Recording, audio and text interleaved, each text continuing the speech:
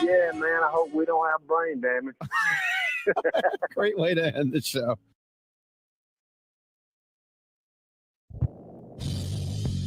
Hey, everybody, are you struggling to find a pizza place that reminds you of Brooklyn? That true blue New York style pie? Well, worry no more. Stallone's Italian Eatery Pizza is a knockout. We're located at 467 East Silverado Ranch Boulevard, just off of Premium Road, half a mile east of South Point Casino, just minutes from the Las Vegas Strip. Come by and grab a slice of pie. Plus, check out our Brooklyn-inspired Italian cuisine. Our sandwiches are super. Hero, that is. Because why be a sub when you can be a hero? Stallone's Italian Eatery is here to serve phenomenal food, Vegas. Got it.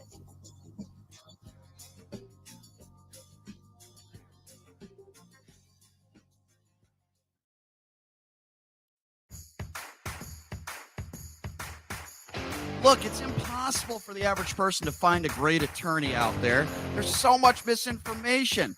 Now, let me introduce you to former Chief Deputy District Attorney Thomas Moskal. He was Las Vegas's top DUI prosecutor for years. He prosecuted the most high-profile DUI cases in Clark County. No one knows more about DUI law in Nevada. Just Google it. If you get charged with DUI, whether it's a misdemeanor or even more importantly, a felony, you need Thomas Moskal representing you. His relationships with the prosecutors and judges and his knowledge of DUI law to work for you. So give him a call now or text him at 702-848-5555. It's your life and liberty that's at stake. Don't wait. Call now. That number again, 702-848-5555. The Radio Shopping Show is heard right here on 1400 KSHP North Las Vegas. Online at kshp.gov. The views and opinions expressed in the following program are those of the program's participants and do not necessarily reflect those of station staff, management, and advertisers. It's time for the most interactive radio program in Las Vegas today. It's time for Pushing the Limits with Brian Shapiro. Brian will talk sports, politics, entertainment, and anything that matters to you. Feel free to call Brian at 702-221-7283. You want answers? I want the truth! Now, Pushing the Limits, here's Brian Shapiro. All right. What's up, everybody? Happy Monday. So glad you could join us on PTL and PTL Nation. We have a lot to go over today, a lot to get to, and certainly some stuff in the news that we're going to have to talk about. Sadly, another school shooting. We'll get to that. My goal was to start the show today and talk about some fun stuff, but sadly, we're going to have to get into that. Coming up at the bottom of the hour, former Runnin' Rebel standout. God, what a great career he had at UNLV. He's got Sweet 16 experience with UNLV. Of course, I'm talking about the awesome Wink Adams going to be joining us in studio, kind of break down the NCAA tournament, the Final Four, what took place in Las Vegas. Oh, boy, there's a lot to talk about. Certainly some controversy. And San Diego State Aztecs in the Final Four. I can't believe I'm saying that. We'll talk about that a little bit later on in the program as well. Chris Wynn joining us on Monday. Jamie D will be back here in studio on Tuesday. Chris, thank you so much for being here, my friend. How are you? Absolutely, Brian. Good to see you. Yeah, it was a eventful weekend, especially on the sports side of things, right? For us here in Las Vegas and across the country with the, the Sweet 16 coming down to the Final Four. And we love the NCAA tournament. Sure. The storylines, the human interest stories, along with the drama that went on as far as on the court. But as you pointed out, the real world absolutely takes precedent in situations like this. And, of course, once again, we have something distressing and tragic and sad that we're going to have to dive into.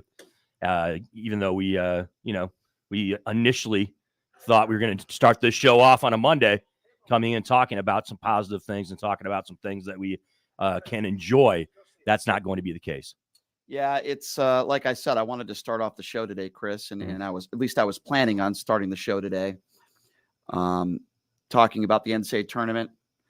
And talking about some fun stuff over the weekend. I'm sure we'll get to that a little bit later on in the program, Chris, but unfortunately I have to start off the show today. And it seems like we've done this, and I've done this with you and many other people many a times before, where now we have three students and 3 staff members from a school in Tennessee who have been killed. A 28-year-old woman went into what is an elementary school, Chris. An elementary school we're talking about. We're talking about 8-year-olds, 7-year-olds, 9-year-olds. And all we know is that a 27-year-old woman, a Nashville woman, went into this private school and decided to shoot as many people as possible until police got in there and shot her. 3 innocent children are dead this morning, and 3 teachers are dead as well. And Representative Andy Ogles, who represents Tennessee's 5th congressional district, said he was devastated by the tragedy. This is the same guy who takes family pictures and gives his kids AR-15s. And he said, oh, it's a tragedy. It's terrible. And people on the right will say, wow, the left is making it political already, and the White House is. No, they're not. They're not making it political. They're trying to make it safer. You pathetic excuses for human beings. They're trying to make it safer for society, whether they're talking about an assault weapons ban, whether they're talking about red flag laws, whether they're talking about raising the age to 18 to 21, whatever the case may be. White House Press Secretary Jean-Pierre begging lawmakers. She said, how many more children have to be murdered before Republicans in Congress will step up and act to pass the assault weapons ban, to close loopholes in our background check system, or to require the safe storage of guns? This isn't about getting votes. This isn't about, trying to steal votes or making this political. No, that's not why Democrats are doing this. That's not why Jean-Pierre is in front of the White House today. If you listen to right-wing echo chamber radio, they'll make it out to believe, oh, Joe Biden and the administration, they're attacking Republicans and they're making it political. No, they're not. They're begging you to do something. They're begging you to come to the table with Democrats. They're begging you to come up with some laws, logical gun laws that will prevent 7-year-olds and 8-year-olds from getting massacred in school this morning in Tennessee. But you want to attack Democrats? If you want to attack Democrats, then tell me what solutions do Republicans have so that these types of incidents, Chris, don't happen in our schools. And I'm sick and tired of having to report on it. I grew up in Connecticut. I grew up 30 minutes from Sandy Hook. What happened? Barack Obama tried to put more gun laws on the books to try to prevent those incidents from happening. And Republicans, for lack of a better term, shot it down. I have had it. There are families this morning. I can't even imagine the pain that they are suffering right now. The pain that they are suffering, knowing that their second graders, their son, their daughter, you have to think about funeral arrangements this morning, and it drives me crazy. It gets me emotional. It gets me upset. But what Democrats are doing and what the White House is doing today is not about emotion. It's about begging Republicans, that's right, Republicans, to do something and come to the table and come up with something. Do you know, Chris, in this country, per 100 people in this country, there's 140 guns. For every 100 people in this country, 140 guns. We are infatuated with guns, Chris. And it's like, I don't know what else to say, Chris. It's a tragedy. It's terrible. Well, I mean, it's very difficult to talk about this, over and over and over again. You can use all the analogies you want to say. You can say, here we go again. You can say, thoughts and prayers to the families. You can say, you can see it coming a mile away as far as our approach and what's going to happen after this tragedy. Mm-hmm. It's going to be the same thing that has happened over and over again here in the United States of America. You're going to have people come out and start talking about mental health issues in this country as if the United States of America is the only country that has mental health issues. Yet we still have a gun culture in America that is unique. I've pointed this out many times on the air and off, that we have way more mass shootings than any other country in the world. It's something that needs to be rectified, and we do not have an answer. As a country, we just don't have an answer. We don't have an approach. And as far as the political thing, that ship has sailed, folks. Stop making it political so fast. Everything's political when it comes to this type of situation. Everything's political when it comes to gun legislation in America. Representative Eric Swallow just tweeted this out like an hour ago. After all these people have gotten shot in this Nashville school shooting, the GOP-led Judiciary Committee, Brian Shapiro, is passing a resolution tomorrow to make it easier for mass shooters to obtain pistol stabilizing braces. I mean, we have these tragedies and these shootings, and the Republicans in government, the ones who actually have power to make change or to do things, are still trying to change laws that benefit individuals that commit these types of atrocities and that allow these things to happen. And it's just so frustrating for those of us that I don't even preach it. I just mention it. I just talk about it in a way that, why can't we just have common sense gun legislation in this country? Why can't we sit back and have a logical conversation? The people that have the actual power, the people that are in Washington, D.C., that are lawmakers, why can't they sit down and actually discuss and get things done with respect to gun legislation that makes sense, where you don't have American citizens having easy access, all right? I'm not talking about banning everything, but I'm talking about the access that Americans have to high-velocity assault weapons, whatever you want to call it. And every single time we talk about this, Brian, what happens? No, it's not an assault rifle. You don't even know what you're talking. You don't know about guns. You don't know what's going on. You don't know the details of what weapons are. You're not a gun guy or a gun girl. So how are you even talking about this? You don't even know it should be banned. Common sense, people. Logical. Well, it's simple. Okay.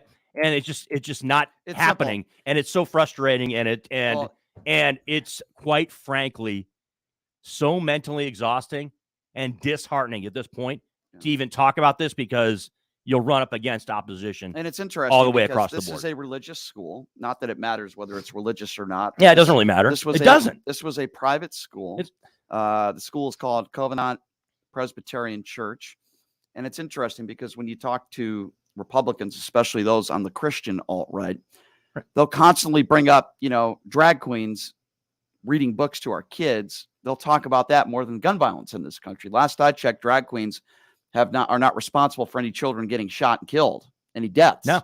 But if you listen to a lot of the Republicans out there, they'll make it seem like that's more of a threat to society, or possibly somebody who is transgender using a restroom. That's more of a threat to them than guns in this country. That says all you need to know about the Republican Party today.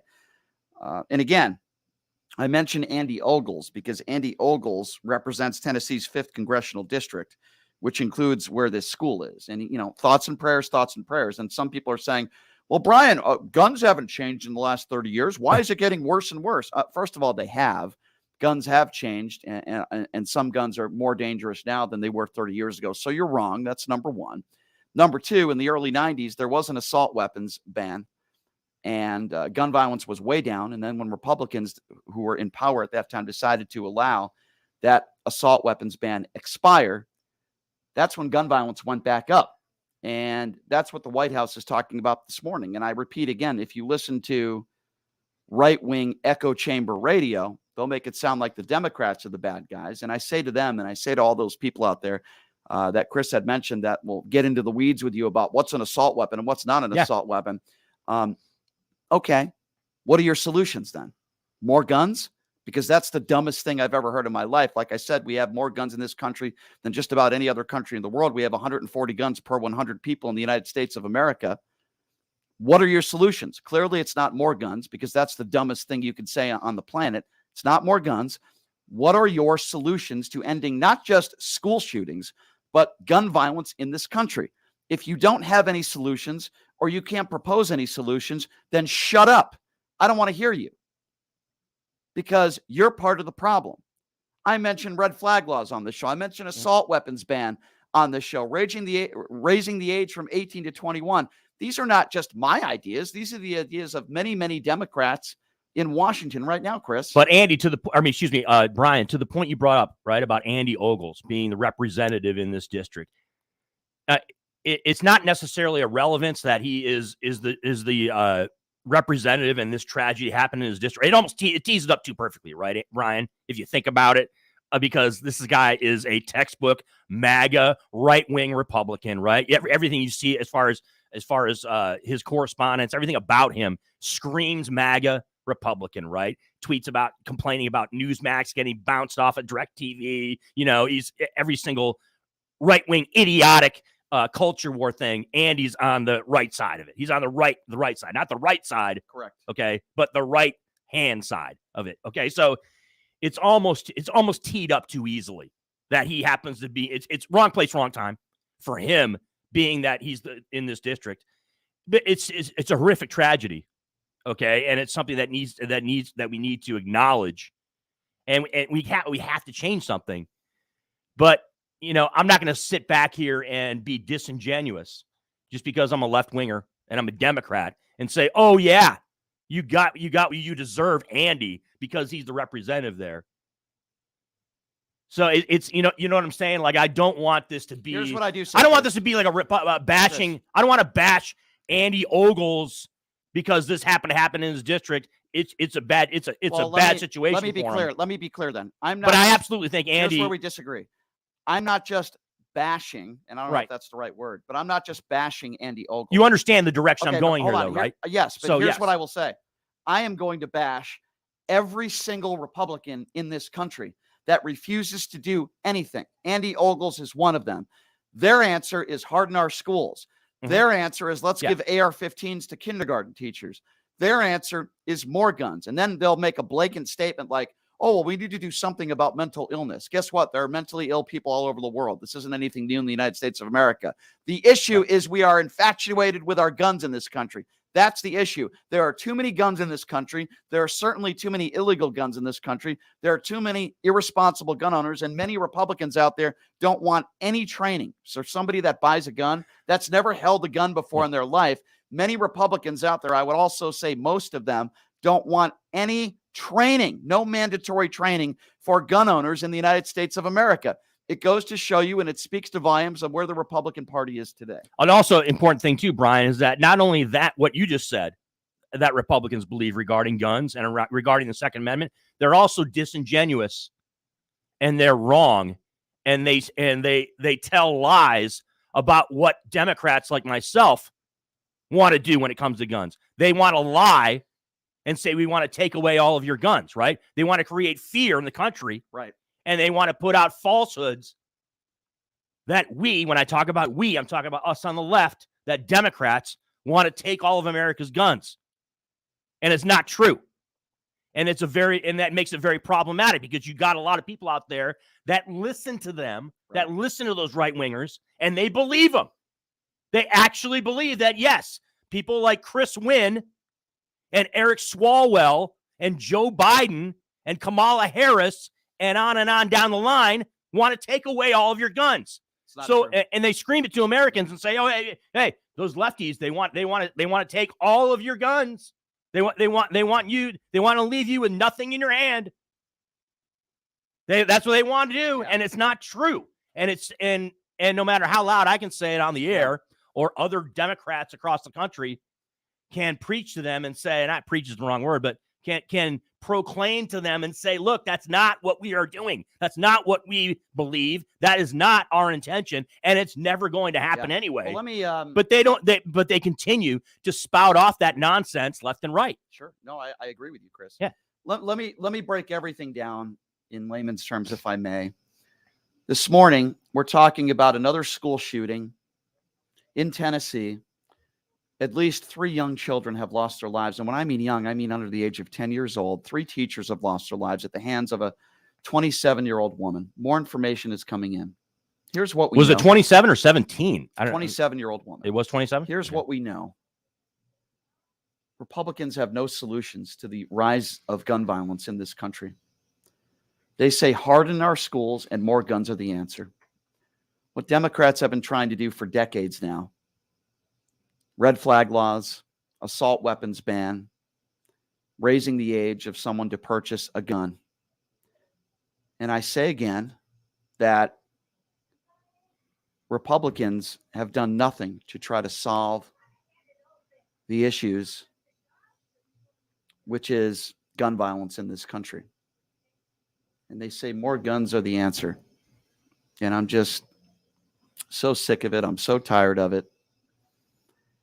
And I don't really believe, and it really disheartens me, but I don't really believe that anything's going to change. Nothing changed after Sandy Hook. Nothing changed after Uvalde. And sadly, nothing is going to change after this shooting in Tennessee. Nothing. And I think it speaks volumes when I speak to all of you and I tell you that Republicans think that drag queens reading books to children in libraries is more of a serious threat to students than guns. I think it's not going to change when many of these religious schools think that being gay is more of an issue, or being transgender is more of an issue and a threat to kids than guns. As long as many of these people on the alt-right still have this attitude, Chris, nothing is going to change, and our kids and innocent people in this country are continuing to be gunned down at a very high rate every single day. And we're going to be talking about another school shooting, sadly, very soon. I hope I'm wrong, until Republicans realize that their priorities are effed up and that drag queens are not killing kids and that transgenders are not massacring students in schools. And something needs to be done about this. And until Republicans and Democrats, and I call out Republicans to come to the bargaining table, nothing's going to be done. And representatives like Andy Ogles, who represents Tennessee's 5th congressional district, are continuing to spout out thoughts and prayers. This is so horrible. It's a tragedy, but it's empty words, Chris, and nothing's going to be done about it. Yeah, Nothing. You pointed out the press secretary, Corinne Jean-Pierre, she had a quote about this, and it's pretty straightforward. How many more children have to be murdered before Republicans in Congress will step up and act to pass assault weapons bans, to close loopholes in the background check system, or to require the safe storage of guns? We need to do something. That's it. I mean, that boils it down. We don't have to bring into it drag queens. We don't have to bring into it other issues. But All you know right? why I'm bringing it up. This is a very specific thing that needs to be addressed. And if we're not going to address it, what are we doing? I mean, really, Brian, what are we doing? Okay, I mean, we're just going to go along the same. You just mentioned it, and you happen to be right. You happen to be spot on. This is another tragic shooting in which nothing is going to happen. That was your quote, and you happen to be right. I wish I was because wrong. there are people because Washington D.C. happens to be a place where Republicans have power, right? Where they have the backing of the NRA and other powerful gun lobbies there in Washington D.C. Right. So we have to deal with the facts and the reality that is in Washington D.C. right now with respect to lawmakers. We have to deal with it. And so again, I'll bring up the word. It's very disheartening. It's very disheartening as those of us who are private citizens, who are not in Congress, who are not in Washington D.C., that don't have the power, other than the power of the microphone to speak out and give our opinions. It's very difficult to see these things happen week in and week out, month in and month out, year in and year out. And we can't do anything about it. It's just it's very sad. It's terrible. And it's very disheartening. It is. And you listen, we're going to continue to monitor this situation. It's a fluid situation, meaning that, we're still getting more information on the shooter, what exactly took place. And gosh, I hope that I don't have to report tomorrow on any more deaths in this school, but we'll continue to monitor this situation. I wanted to start off the show today talking about something a little bit more pleasant. And unfortunately, when you vote, ladies and gentlemen, remember who you're voting for. Remember who you're voting for. Remember the people that say more guns are the answer and that let's arm our teachers. And you just remember that. Remember who gets an A+ from the NRA before you decide to vote, because I sure as hell know. All right, here's what we're going to do. It's a very difficult transition to make, and our thoughts and prayers, of course, go out to those who are affected by the shooting. We're going to take a break. And when we come back, we do want to talk about some pleasant things. There was a lot of great college basketball games over the weekend. The Aztecs make it to the Final Four. The guy joining us in studio next, he knows a thing or two about battles against the Aztecs. His name is Wink Adams. He's a former running Rebel and a really good one at that. He's going to be joining us next. We'll talk a little college hoops. He's Chris Wynn. I'm Brian Shapiro. We'll take a quick break. We'll be back right after. To Pushing the Limits here on KSHP.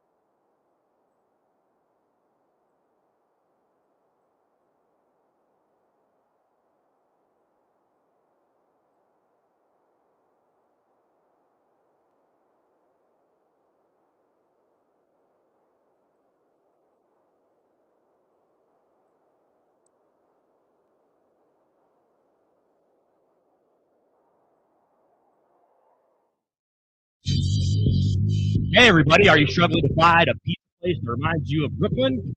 That true blue New York style pie? Well, worry no more. Stallone's Italian Eatery Pizza is a knockout. Located at 467 East Silverado Ranch Boulevard, just off Union Road, half a mile east of South Lake Mosquito, just minutes from the Las Vegas Strip. Come by and grab a place of pie. Plus, check out our Brooklyn-inspired Italian cuisine. Our sandwiches are super.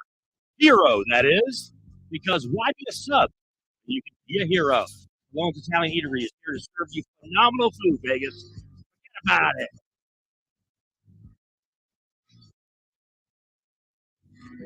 Hey everybody, it's Brian Shapiro from Pushing the Limits. I want to tell you guys about Sahara West Urgent Care and Wellness. They're conveniently located on the southwest corner of Sahara and Jones. They're open Monday through Friday, 9 a.m. to 9 p.m. and Saturday, 9 a.m. to 5 p.m.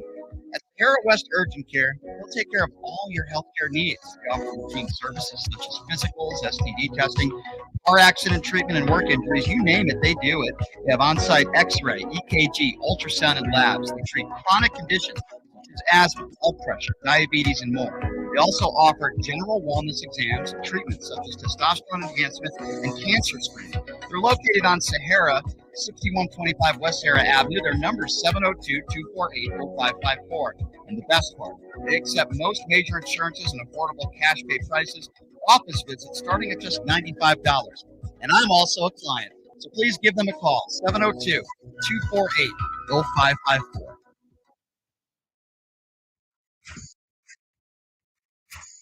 Look, it's impossible for the average person to find a great attorney out there. There's so much misinformation. Now, let me introduce you to former Chief Deputy District Attorney Thomas Moskal.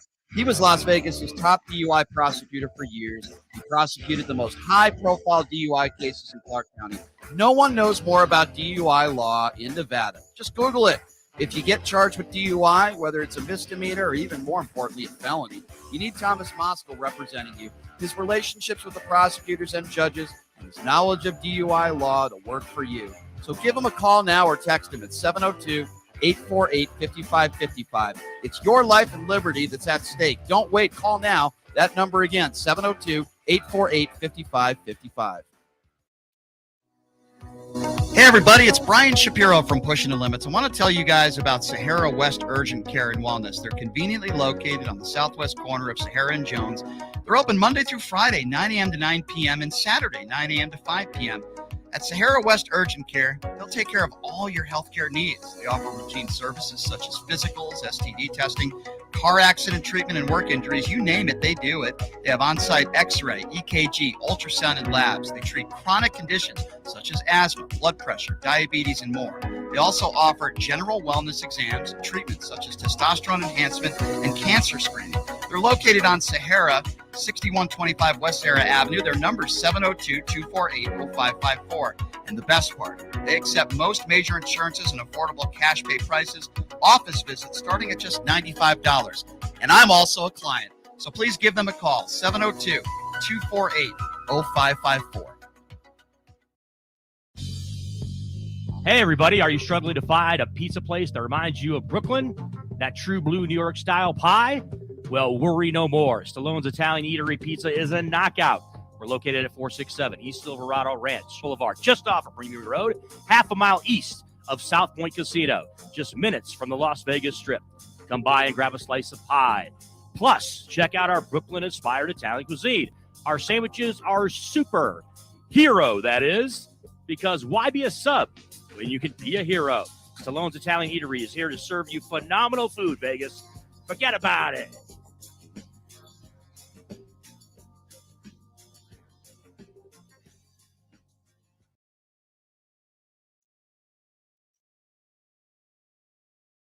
All right, welcome back. It is Push the Limits on a Monday. Crispin in the house.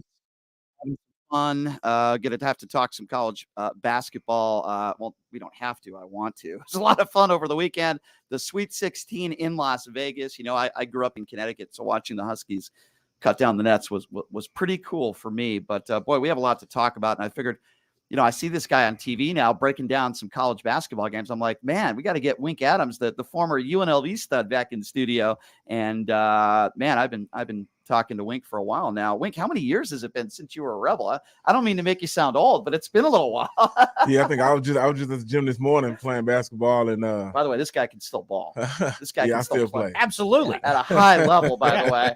Yeah. Yeah, I was playing in the league today, man. And one of the guys asked me how old I was. I told him how old I was, and I was like, man, I've been out of school for 14 years. I can't believe it's been that long. Man, 14 years is zoomed by so fast, man. It's unbelievable. I still remember the shot you hit in the Mountain West Conference tournament. What was it, the quarterfinal game? Was it against TCU? TCU. I still remember that shot you hit, man. It feels like it was yesterday. Yeah, man. You know, that was probably the biggest shot of your career, right? Yeah, I think so, man. Yeah, that was a big one. TCU played a great game. Yeah, and yeah. It was back and forth, and I think we was down by 2 with 7 seconds left, and Coach Kruger called my number, man. I'm just glad I can make that shot. I still remember that like it was yesterday, and I want to talk about UNLV hoops, but let's get to the national scale first. The San Diego State Aztecs, you know a thing or two about battles against this team, are in the Final Four. I got to be honest with you, Wink. I didn't think any Mountain West Conference team was going to win any games except for San Diego State. But I said to myself, 1, maximum 2. I had no idea they were going to make it to the Final Four. But listen, they're a typical San Diego State team, right? They're physical. They're very good underneath the basket. They're a very good rebounding team. They don't seem to take bad shots. They force the other team to play 20, 25 seconds of solid D. What do you make of this Aztec team in the Final Four? Well, one thing about this team that I like, they've been consistent over the course of years. They've been kind of running the Mountain West Conference. They've constantly, kind of stuck to the program, getting those long, athletic guys. And, they're well coached, of course, with a lot of experience. But, those guys, just stay together and they just play. They never give away a game till it's 0, on the clock. And these guys has been very consistent as a team, as a program. And, for them reaching the Final Four, man, hats off to them guys, man, because it takes a lot of work. I always say trust the process and just, learn how to get better. And that's what San Diego State has been doing over the course of years. Agree. All right. So I want to ask both you guys about this. Let's talk about a little bit of controversy. Me being a high school varsity official for 20 years, I think I have a little bit of say in this. For the most part, I think the officiating in the NCAA tournament has been very good. Here's my problem with the call they made with 6, 7 seconds left to go to put San Diego State at the free throw line. The problem I have, Wink, is that you didn't make that type of call the entire game. Was it a foul? Yeah, it was a shove. Did it affect the shot? Maybe. I don't know. The problem I have is you didn't make calls like that the entire game. Both teams were not at the free throw line. That type of hand check, because that's what I'm going to call it, a hand check and maybe a little bit of a flop. Was it a foul? Yes, but you cannot make that call, especially since you haven't made that call the entire game. It was a very physical basketball game. We all saw the game. Very physical game. And I think it's a disgrace. And by the way, I've had a few bucks on San Diego State yesterday, so I'm trying to be non-biased here. It was a terrible. I mean, San Diego State won the game. I bet on them. I wanted to see that call, but it was the wrong call at the wrong time. And I think of it as the Super Bowl call that was made with 2 minutes to go. If you remember the Super Bowl, I said to myself, you could have made that call the entire game, but you decide to make it and control the outcome of the game. You could also make the argument, it shouldn't have come down to that. It shouldn't have come down to that. No, I agree. It should have gone to overtime. Let the players decide. It wasn't a mauling. It wasn't a hard fall. It was a slight shove. So I want to get your thoughts on that. I thought it was a disgrace. All due respect to the two officials that did not make that call. I thought they did a very good job. The third official who made that call should have never made that call, and it's a disgrace, I think. Okay, so Wink, I don't know if you want to go first. I'll go first then. You're all over the place there, Brian. Not really. It was wrong call. Hey, Mark and Wink, he covered all the bases there, right? You said that it was a foul, but then you said you didn't know if it affected the shot, but then you clapped it off at the end saying, okay, it looked like it was a slight shove. All right, look, a couple things can be true here, right? It was a foul. I think we can all agree on that. It was a foul. I don't know how you flop when you're in the air and you're taking a shot and you get a little slight, like you described it perfectly, a light shove to the left. I don't know how that's, a flop, but and it was, by the way, that he was fouled after he released the shot. So look, when I say a couple things can be true here, I'm going to say this. It was absolutely a foul. All right. But I can get on board with you, Brian, and others out there that are saying, oh, the officials need to be consistent throughout the game. And if you're not going to call it in the, at the beginning of the second half or in the middle of the second half or the middle of the first half, then you don't make that call at the end. So I can get on board with that. So that's going to be my take on it. Look, they made the call. San Diego State didn't win the game because they made that call. It happened to be a call that some people disagreed with, blowing the whistle there. They thinking they should have swallowed the whistle there. Yeah. And some people believe that that was fine, that they actually blew the whistle. For the record, but I'm pointing out, you're all over the place. You kind of you're describing the play, and then you're saying, well, we don't. You said that it was it was a hand check, and then you said that it was a light shove, but then you said you didn't know whether or not it affected the shot or not. Well, let me be clear. I mean, it's okay. So I'm not going to be able. That's the point. And I want to get Wink's take on this. The actual real D1 college basketball player, unlike us fools over here. But let me be very clear.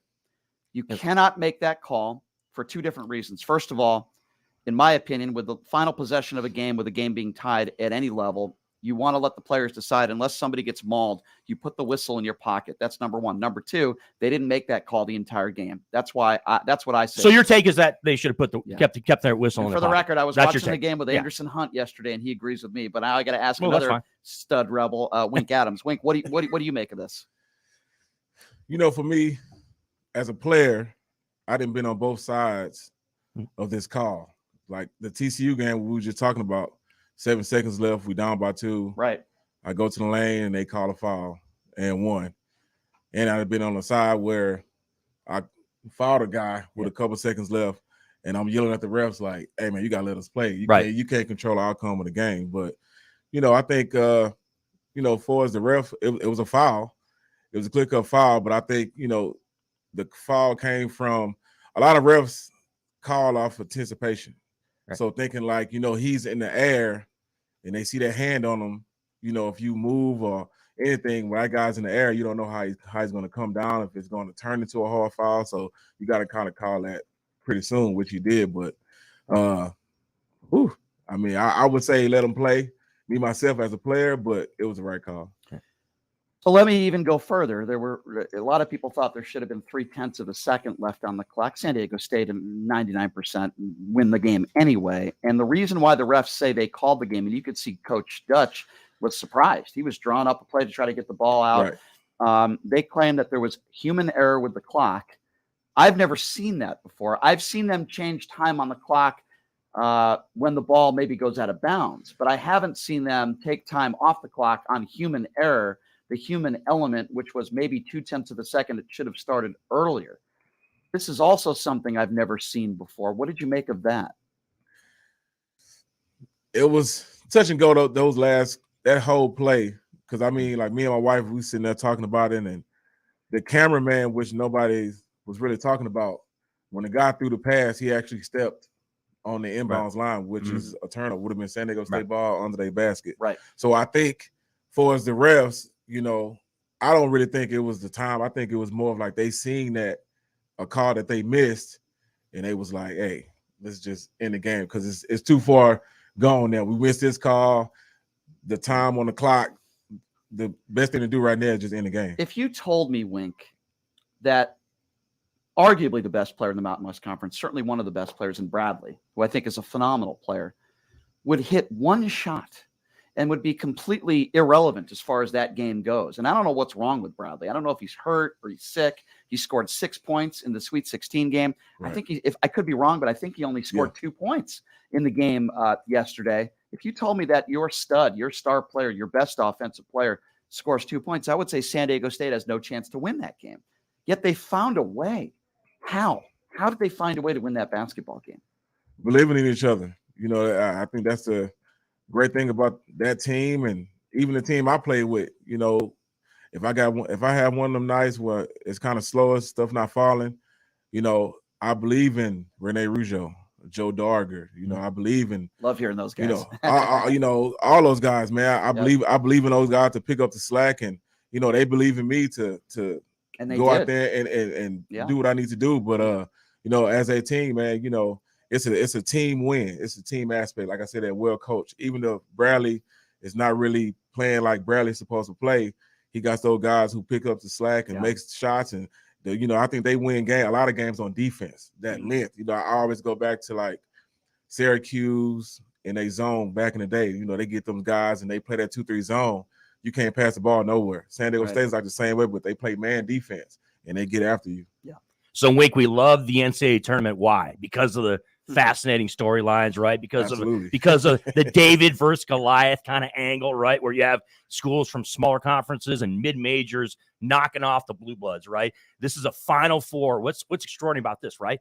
It's a Final Four that's not loaded with all Blue Bloods, right? We're not seeing Kentucky. You're not seeing North Carolina. You're not seeing Duke. Yes, UConn's there, and they have multiple national championships. But the other 3 teams, right, are fascinating. And we talked about the Aztecs. How about some of these other teams, though, that are in the Final Four? This Miami team, right? Jim Larinaga, of course, a coach back when you were playing. He was the coach at George Mason when George Mason made the improbable run to the Final Four. You've got a team like the Hurricanes. You've got Florida Atlantic University out of Conference USA in the Final Four, which is, you know, we've seen this more often lately where you've seen the seeds that are 9 or higher that are making it to the Final Four. What do you think about that storyline and that aspect of the tournament that creates so much interest with college basketball fans?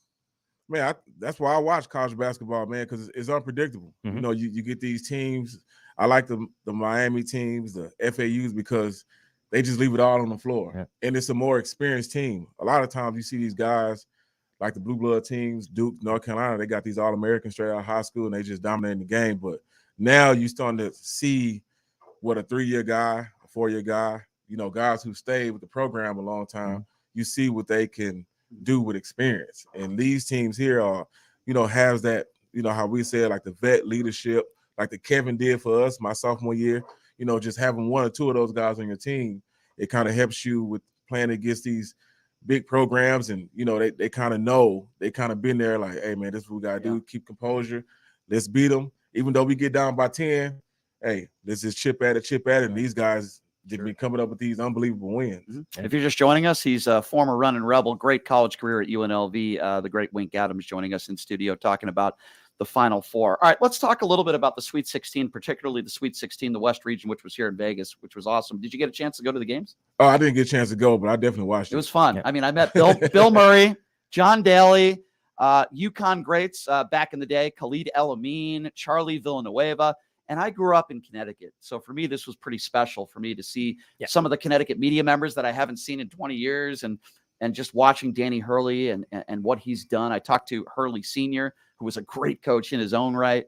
And it was surreal just to watch the Sweet 16 in Las Vegas. I mean, that was just so crazy in itself. But, you know, what do you make of the way the UConn Huskies have been playing, Wink? I mean, they just destroy Arkansas and a really good Gonzaga team, really good Gonzaga team. And I know Drew Timme got in foul trouble, and I get that.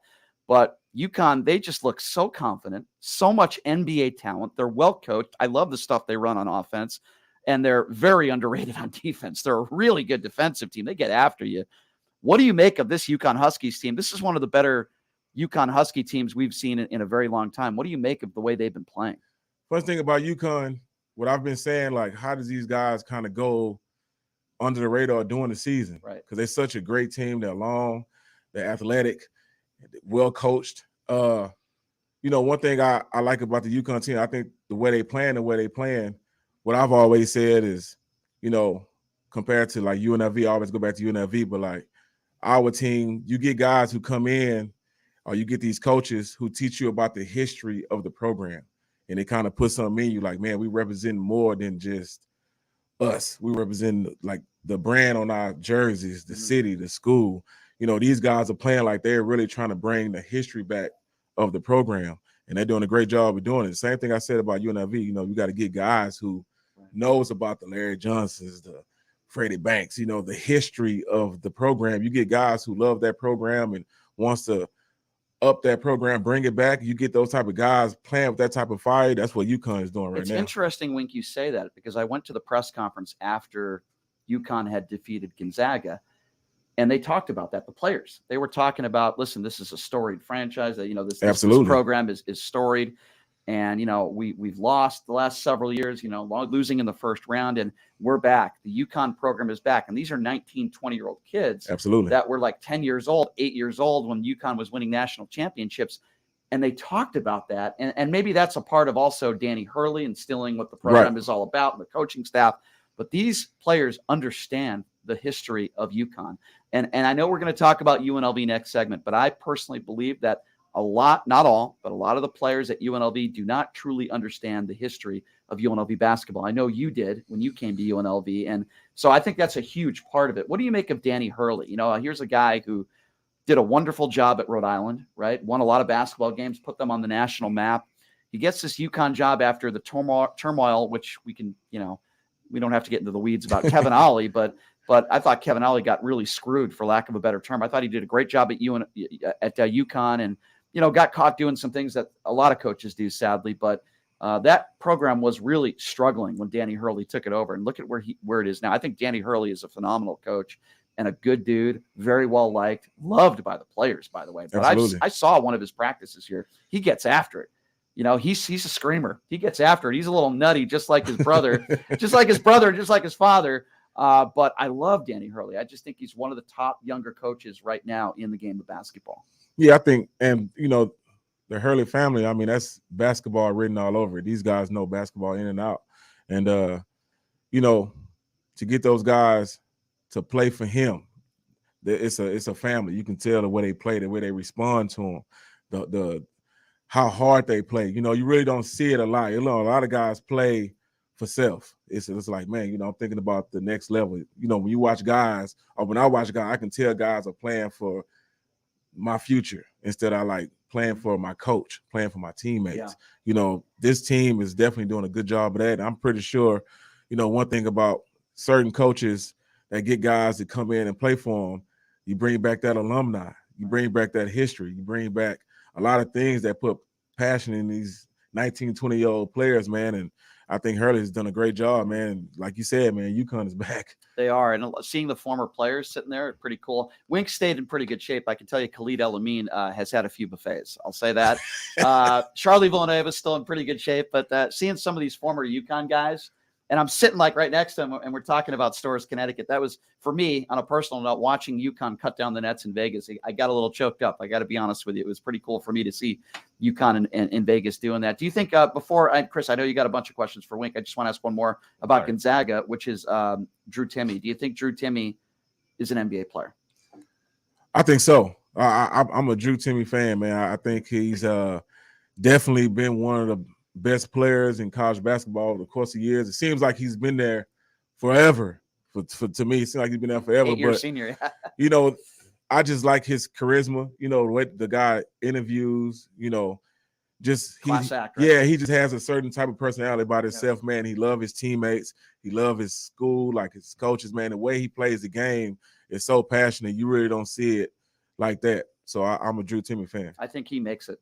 Oh, really absolutely. Yeah, he makes it as an NBA player. Go ahead. Yeah, speaking of the Bulldogs, obviously the team that comes up short against UConn, who moves on from the West region here in Vegas. But for some pretty cool storylines, obviously, with Gonzaga. You have Julian Strother, who hits the game-winning shot against UCLA, to start the weekend off, and was, quite frankly, the best game that was here in Vegas was that UCLA Gonzaga game. Your thoughts on Mark Few and Gonzaga? This is a program, obviously, that has come into prominence on the West Coast. We've talked a lot about them in the last 5 to 10 years as a team that's, I use the analogy, always a bridesmaid, but never a bride when it comes to Gonzaga, because they've had multiple chances. They've been to the multiple Final Fours, championship games, but haven't been able to close the deal.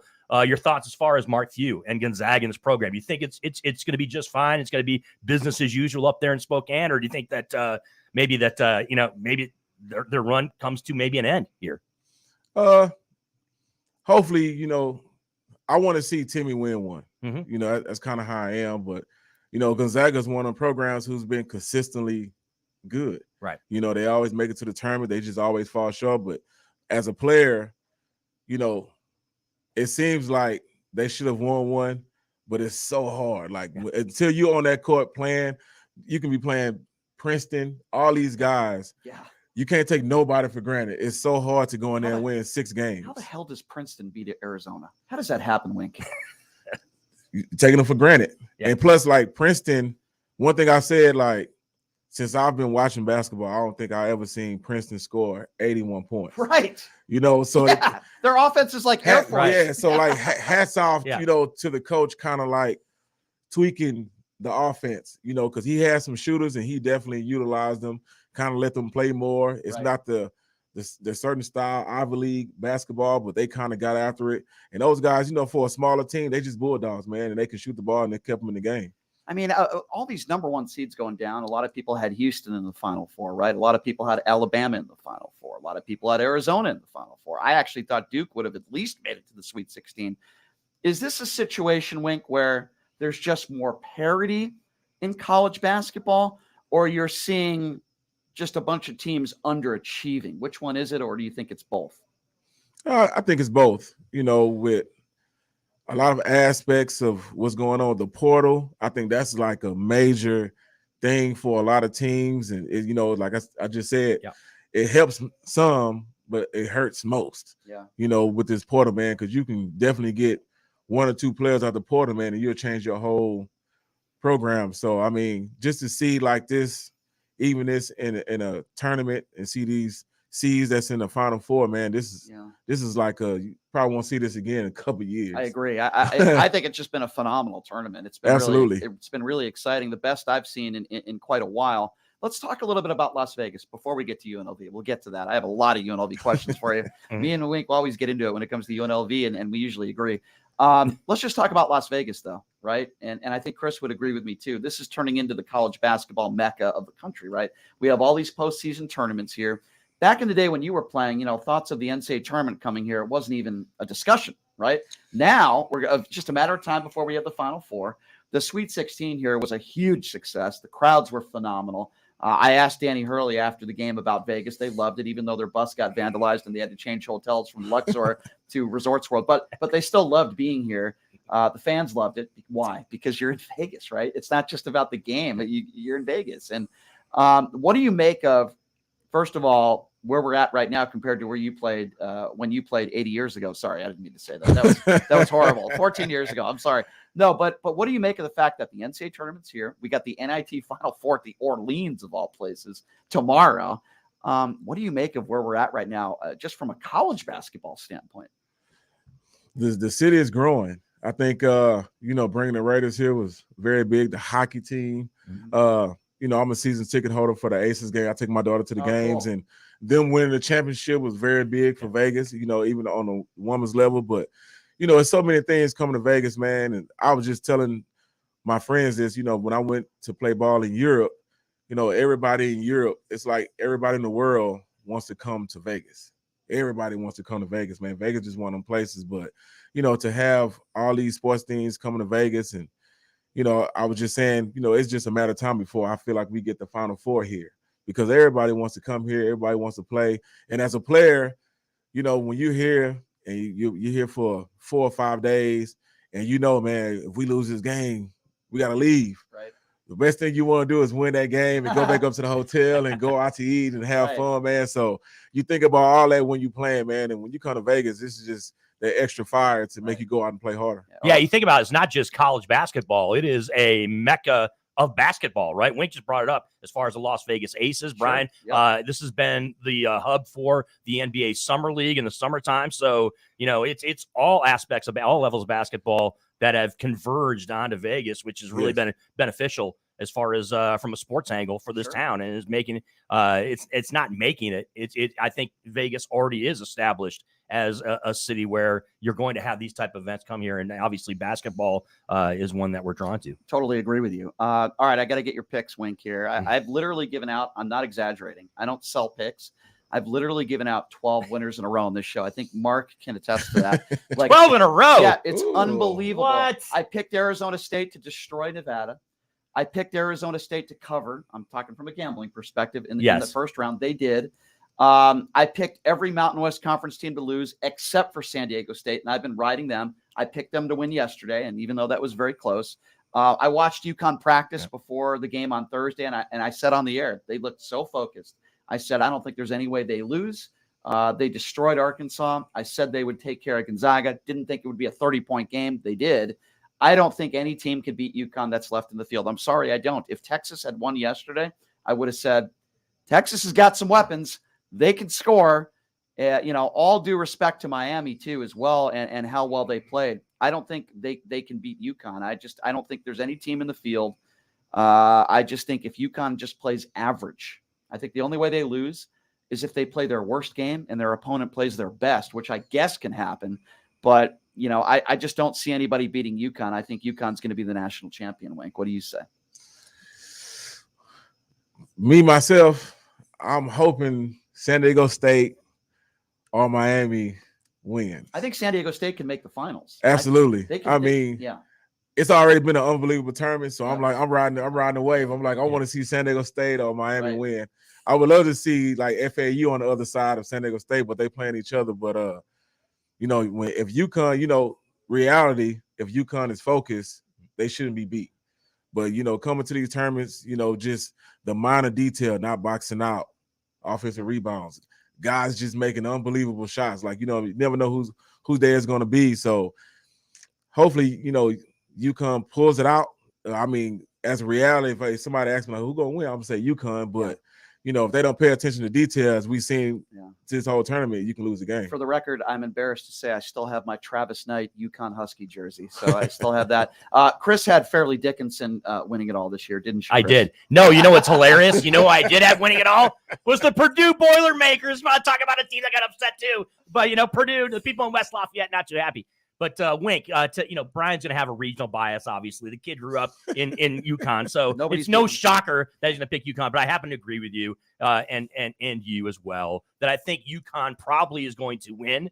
But I myself also, like Wink, I got to admit, I'm rooting for the Aztecs. I want San Diego State to win it. I'd love to see a Mountain West team cut down the nets in Houston for the first time ever in the conference. Look, I get it. We're here in Vegas, UNLV. Not, Aztec fans by any stretch of the imagination. I do have a connection to this, obviously, being someone who grew up in Michigan and remember Brian Dutcher as a coach there, as an assistant coach at Michigan with Steve Fisher when they won the national championship in '89. When Wink was playing for UNLV, Dutch was the assistant, right? Yes, he was. Yeah. And so it's kind of a storyline here where you have Brian Dutcher getting out of Steve Fisher's shadow in a way, where he's been his assistant for all these years, and now he's finally getting some recognition as a head coach there at San Diego State. So for me, I'd love the Aztecs to pull it off. I just don't see anybody beating UConn. So after Wink, I pointed out to you that we love the underdog stories, right? And the teams getting into the Final Four and getting a chance to shine. I think we all probably agree it's the team that has been there before and has won championships before that's probably going to cut down the nets in Houston. Wink, before we go to break, what's interesting, guys, about this UConn team is they're known for their guard play, like the Khalid El-Amins and the Shabazz Napiers and guys that have won national championship with UConn. They usually have that star point guard, that facilitator and scorer. They really don't have a true point guard on this team, and they don't really need one. I mean, there's guys like Jackson and guys that are like 6'8", 6'9", that could handle the ball like NBA players would do, but they don't really have a true point guard, which is very interesting about this UConn Husky team. And usually, you'll see teams in the tournament like the Mateen Cleaves, guys like that that are true point guard scorers and facilitators. They don't even really have that with this team, but they don't need it either, right? No, I don't think they need it. I think the game of basketball now has got so much bigger. Now you got 6'5", 6'6" point guards on some of these teams. And, UConn, I don't think they need a point guard. I think the times has changed. Yeah. They're definitely using their weapons. They're a big team. They get after you on defense. That's the main thing, man. I think a lot of these teams have been winning games on defense. And these guys, they play both ends. When you get a team that play both ends and they're disciplined and they play with that much passion, it's a hard team to beat. So here's what I want to do, because I want to talk some UNLV basketball with you, Wink, when we come back. And before we take a break, I want to say this. Wink was one of the few former players, even though a lot of players felt what Wink said, they didn't say it. Wink went on the air during the Dave Rice years and showed some criticism, not because you're a hater, because you want UNLV to succeed. And I remember you did my show, UNLV. Some people at UNLV were actually going after me for being critical, and then they went after you on social media for doing that. I remember that. And you never held back, and it turned out that you were right. You were right about, the Dave Rice situation. All due respect to Dave Rice. He's a great guy. So I want to get your opinions when we come back on Kevin Kruger. And listen, this is personal for you. His father coached you. You love his father, Lon. And I think we both love Kevin. But let's talk about that when we come back. I want to get opinions on UNLV basketball, the state of where they're at today. And we got Chris Wynn in studio, Wink sitting here, and we'll talk a little UNLV hoops when we come back. Take a quick break. Be back right after this. You're listening to Pushing the Limits right here on KSHP.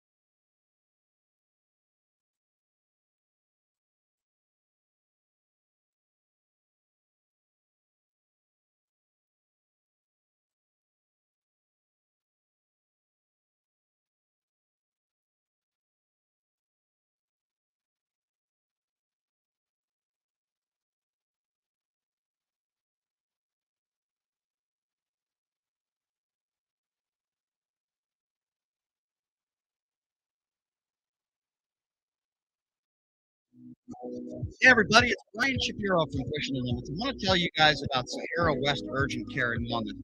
Conveniently located on the southwest corner of Sahara and Jones. They're open Monday through Friday, 9 a.m. to 9 p.m. and Saturday, 9 a.m. to 5 p.m. At Sahara West Urgent Care, they'll take care of all your healthcare needs. They offer routine services such as physicals, STD testing, car accident treatment, and work injuries. You name it, they do it. They have on-site x-ray, EKG, ultrasound, and labs. They treat chronic conditions such as asthma, blood pressure, diabetes, and more. They also offer general wellness exams, treatments such as testosterone enhancement, and cancer screening. They're located on Sahara, 6125 West Sahara Avenue. Their number is 702-248-0554. And the best part, they accept most major insurances and affordable cash pay prices, office visits starting at just $95. And I'm also a client. So please give them a call, 702-248-0554.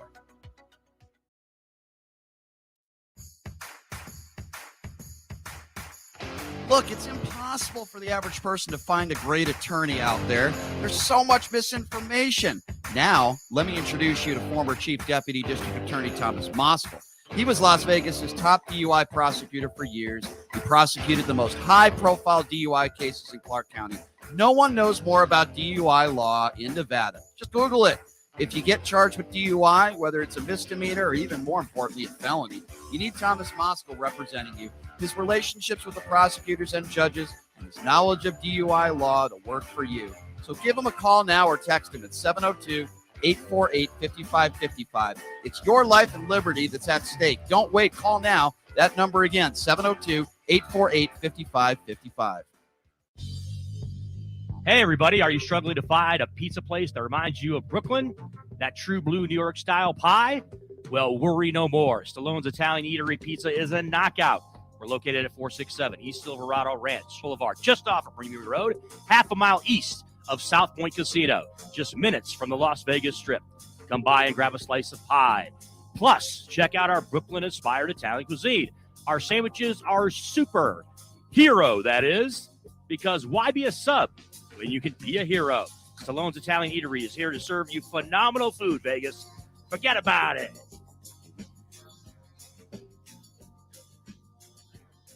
Whether you're a corporate executive, on a family vacation, or just passing through, St. George Inn & Suites will meet your specific needs. It's conveniently located near restaurants, shopping, and movie theaters. St. George Inn & Suites offers a variety of room types, 2 fabulous pools and jacuzzis, a fitness center, a free full hot buffet breakfast, and laundry facilities. To make your booking, call 435-673-6661 or book online at stgeorgeinnhotel.com. You need to stop in Southern Utah? Make that stop at St. George Inn & Suites. STN Sports is the only sports betting app you need this season. STN Sports has it all. In-play betting, mobile parlay cards, the Play Plus card to fund and withdraw from anywhere in Nevada, and the latest lines on every game. STN Sports even lets you earn rewards on every bet. Safe and easy betting from your phone or tablet. Go to stationcasinosports.com or sign up at any Station Casino, Fiesta Wildfire, or the El Cortez. Details at the sportsbooks.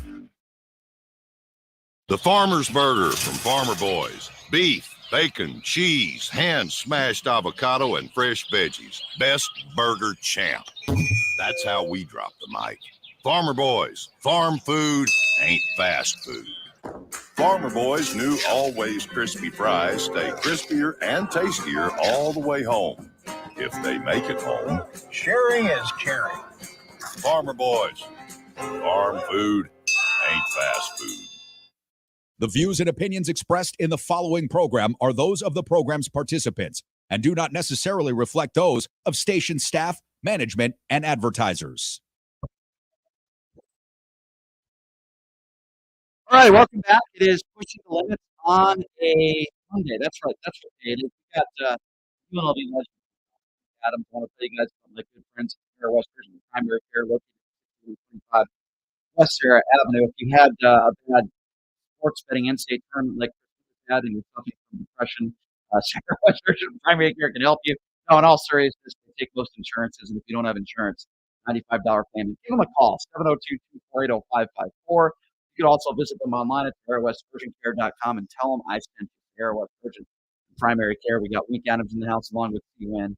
C-Win is not suffering from depression. He lost a few $20 parlays. He's doing just I was upset. The Boilermakers, Arizona Wildcats. Are you kidding me right now? My Michigan State Spartans, though, went a little deeper than I thought they were going to go. But Izzo, man. Yeah, but Hall of Fame coach. Yeah. So wait, let's talk a little UNLV hoops. First, to talk about this and mix it up with Chris. We were talking a little bit off the air about maybe UNLV coaches that are not reaching out enough to former players. We're not seeing a lot of players in the stands. By the way, it's nothing new. It's not just Kevin's fault. It's been like this for a long time. Maybe since your playing days. Why is it you think that, guys like Larry Johnson, Greg Anthony, Stacey Ogden, legends, UNLV legends, you don't see them sitting courtside. I mean, I was telling the story. Marcus Banks wouldn't mind me telling this story.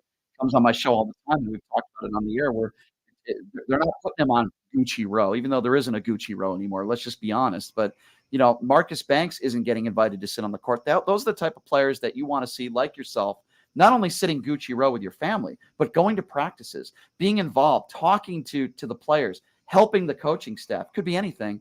And I just haven't seen that happen in a long time. And I think that's part of the reason why UNLV has not been successful and hasn't had the success that, say, a San Diego State has had over the course of the last decade.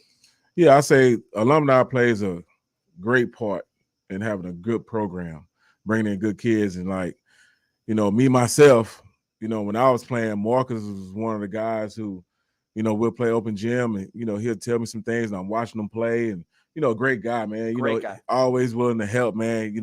He tells you like it is. And, he always took me on this wing, man. And Marcus is a big part of my success. I'll say that. But when I was playing for Lund, the one thing we did, we seen Larry, we seen all them guys. Freddie was coming around. Leon Samansky was actually my 4 years, Leon Samansky he was in charge of the alumni program. So we used to have great. He was a great guy. Yeah, we used to have get-togethers and parties just for alumni and players, former players, and all the players used to come in. We used to see guys like Richard Box and all these great guys, man. I didn't know that. Yeah, man. Like Leon Samansky used to have it. It was great, man. We had a great alumni, a brotherhood, man. And then I talked to Leon, pretty often. And I told him, I was like, why you don't do it no more? And he was like, they stopped it. They kind of canceled the whole alumni thing. And, why? And I'm like, man, what? That was big for the program. We needed that. We still need that to this day. Gosh, that is really unfortunate. I didn't even know that. That's pretty cool. And when you look at where the program is today, I'll be honest with you. We all like Kevin Kruger. We can all agree. Your former teammate, great guy, cares about the UNLV program, comes from an incredible family, of course, Lon Kruger being his dad. That's not the issue. He's never been a head coach before. Let's just call it for what it is.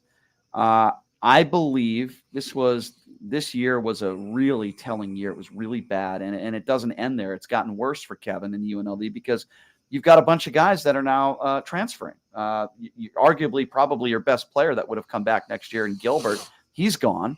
The freshman, and I'm forgetting his name, the center, who showed up a little bit out of shape, had a lot of talent. And Keyshawn Hall. Correct. Yeah, talented kid, a little out of shape, but really, when I saw him on the floor, it looked like he had a ton of talent. He's gone. I don't know what type of players they're going to get next year, Wink, but I have to think that with what Eric Harper has done with the football program and firing a coach after 3 years, I would assume that if Kevin doesn't have a good year, meaning compete in the Mountain West Conference, be one of the top 3 teams in the league, get out of win a couple games in the Mountain West Conference tournament. If he doesn't have a good year next year, I don't think he comes back for year 4. What do you think about that? One thing about this style of coaching now, you have this portal. So you have no control when kids can leave and after 1 year. So, I mean, that's kind of going against Kevin. But for as a coach, one thing about Kevin, he's just like his dad, man. I think I said it on Twitter. These guys, these are the type of coaches you want to play for. These guys let you go out and play. If you got the skill, hey, I'm going to let you do what you do. And Harkless was a great example of that. He let Harkless just go crazy, because he was able to, and he lets everybody else do it. But, at the end of the day, that portal, man, it just works against you. And I'm sad for Kevin because it's like you get these guys, you try to create an atmosphere, no matter how well you are with these kids. If kids come in for self, back then you locked in. It's 4 years, like we hear. But Wink, this is tough for you because you've been tight with Kevin, right? Yeah, and you guys are friends, of course. And I think both of you guys are just wonderful people, and you both care so much about the program, and I appreciate that about Ben. You both have had great careers. I wish Kevin had 4 years here like you, but I'm glad he played 1 year and propelled you guys when you were a freshman, right? Yes. To the Sweet 16. That was a very special year. Absolutely. In fact, I was telling people that was the last time I saw an NCAA tournament game in person, was when I went to St. Louis and watched you guys play against the Ducks, and unfortunately that guy Porter went crazy and then never had a professional career after that. That sucked, but that was a lot of fun, though. You guys would have probably still lost to Florida. Let's be honest. The next round would have been. It would have been fun, though. Oh man, it would have been fun, though. Yeah. That was so much fun. It was so much fun covering you guys. Even at the Thomas and Mack, it was filled to capacity. The Psycho Sarah chants when BYU came to town. I mean, I missed that with Kumar and his girlfriend, and I don't want to use the term hatred, but the rivalry between UNLV and BYU was so special. And I miss that, man. Your battles with Jimmer Fredette and Davies, and it was just so much fun. And I just feel like we haven't been there in a while. What would be your advice to Kevin? I don't know. Do you guys talk on a regular basis still, or not on a regular basis, man? Because I know Kevin is pretty busy. I know he probably get phone calls left and right, but whenever I get a chance, when I go up there, we'll sit and talk for a long time just about, past stuff and certain players, and we'll just talk as friends like we always do. So let me ask you this then. What do you think needs to change? Things that Kevin needs to do differently, things that the athletic department needs to do differently, a style of play maybe you think that needs to change. You've always been honest and open. Like we used to talk about Dave Rice, and not a very good head coach, but a nice guy. Do you think it's a Kevin criticism or maybe a little bit all of the above? What is Kevin not doing that is the reason why maybe that we're not getting the results that you and I want? I would say, for us, Kevin, the alumni, is a big thing. You know, I think, you know, they always, when they see you, they always say, you know, come by practice, stop by practice whenever you want to. But, you know, a lot of guys like a Larry Johnson, a Marcus Banks, these guys, Anderson Hunt, all these guys that's been here, I feel like it's the universities or the coaching staff duty to call these guys in. You know, these guys, you know, they kind of want guys to volunteer like, oh, I'm just going to come by and do this. But, you know, sometimes alumni wants to feel like, hey, I've bled for this team. I've done this for this program. Reach out to me. You know, I feel like I'm entitled to that. And, you know, a lot of guys take that to heart. So I agree. Yeah, go ahead, Chris. So speaking of the alumni engagement, Wink, is that part of the problem as far as there's just no continuity when it comes to this program, right? You don't have coaches staying, right, for 6, 7, 8 years. There's been so much turnover from a coaching standpoint, right? From TJ to Marvin Menzies, obviously from Dave, and now to Kevin. You don't have that's part of the problem, right? Is that you don't have that consistency as far as someone who's in charge of who's running the program. So that makes it very hard, right? As far as engagement with alumni when you have coaches changing every 3 or 4 years, essentially. Yeah, absolutely. Because I mean, I'm very big on, you know, creating an identity. Mm-hmm. You know, I said, like, you know, Tarkanian and those guys, they created an identity for UNLV, you know, and people has been kind of pushing away from that identity. I think I can remember like 1 or 2 games when we was playing, and I think I heard the shark chant in the building, and I was like, man, this is like the 90s. You know, we never done this, but just to bring that back, sometimes it's about teaching kids the history of a program, like we said about UConn. A lot of these kids that come in these days, man, it's about the next level, want to play on the next level. Like, I was blessed to play 4 years with all those teams, and not one day out of those 4 years have we ever asked each other, hey, man, what you going to do after college? So I agree. Wink, I agree with everything you're saying. I'm going to add a few things, and you guys can tell me whether you agree or not. I think his game management towards the end of basketball games is not good. They should have never lost that Colorado State game, and I know the guy made a prayer to send it into overtime, but, you know, it was really bad time management. He always seems to run out of timeouts at the end of games. Their play at the end of a game is usually just give the ball to Harkless and everybody get out of the way. That doesn't work when you're scouting. You know, it reminds me a lot of the Dave Rice offense, where it's just, okay, high pick and roll screen, and that's our play. I also think a huge criticism is the out-of-conference schedule. This team won 10 games in a row. They didn't really play anybody. I know Dayton was top 25 at the time. They're not even a top 100 team. They're trash, okay? The out-of-conference schedule was awful. That's one thing I will give not only Lon Kruger credit for, but Dave Rice as well. The out-of-conference schedule was good, and guess what? They still got in the NCAA tournament, you know, several times. But part of that is because of the out-of-conference schedule. Those are my 2 biggest criticisms for Kevin. I just think the offense is really stagnant. I know a lot of people didn't like the Lon Kruger offense, but I'll tell you something. You guys obviously turned defense into offense a lot. It was defense and rebounding first.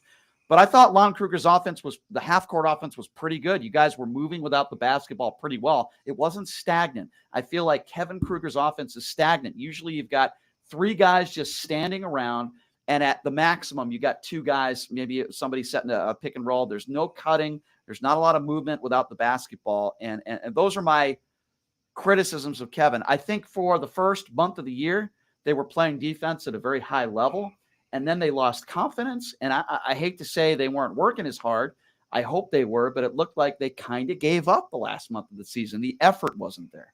Yeah, I think to play defense like they were, it's a commitment from a team. And, you know, it falls from being a well-coached team. You got to be disciplined to play that type of style of basketball. And, like, the difference between Lon and Kevin, I think Lon has the experience, like, with our teams. I always say, like, if we had from Dave Rice teams all the way to Kevin teams, if we had, like, 1 or 2 of those big guys, we beat Oregon.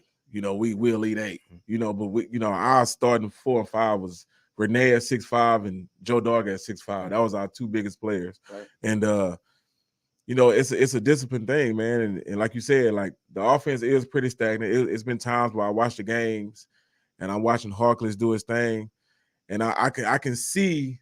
I'm telling my wife, like, they need to set the pick on the other side, because he loves, even though he go left, he loves to go back to his right. Right. He loves to go right. but they kept setting it to make him go left. And I'm like, man, that's just a small adjustment in the game that can, So Wink, I can go into more detail. I mean, I can go into less detail and break it down even smaller than Brian just did. When it comes to Kevin Kruger as a coach, he's just lost too many games that he shouldn't have lost. That's the way I'm gonna. I've said this many times on the air. Yeah. And Brian used a phrase that off the air that I won't use, but there is a opinion of some here in town that have covered the team for a long time. Myself and Brian have covered the team for a number of years. That Kevin Kruger, this is probably not the first job he should have got as a head coach. We understand the dynamic, right? We understand Lon Kruger is his father. Lon Kruger, a very successful coach, okay? But normally, right, with coaches, and you can speak to this, normally with coaches, what do you do to start your career off? You go to a smaller conference, right? You start your career off in a place like, say, Southern Utah or UTEP or places like that where you can get kind of a baseline and establish some experience. And Kevin hasn't been able to do that. Yes, he was in Oklahoma and when Lon was the head coach there, and so he gained some experience there. But for me, I think that it would have been more beneficial for Kevin to probably start out at a smaller program. What do you say to that? I can agree at some point, but I think UNLV was trying to bring in somebody who's close to the program, and Kevin was the guy.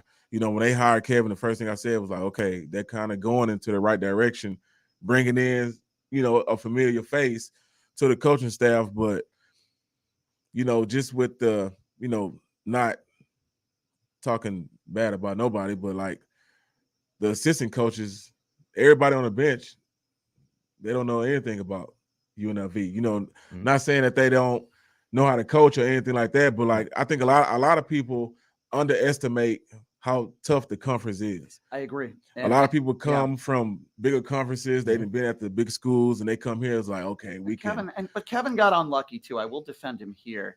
He lost his 2 top assistant coaches last year. Absolutely. And that's not Kevin's fault. That hurt the recruiting process, no question. Put a lot of stress under Kevin, and that's not his fault.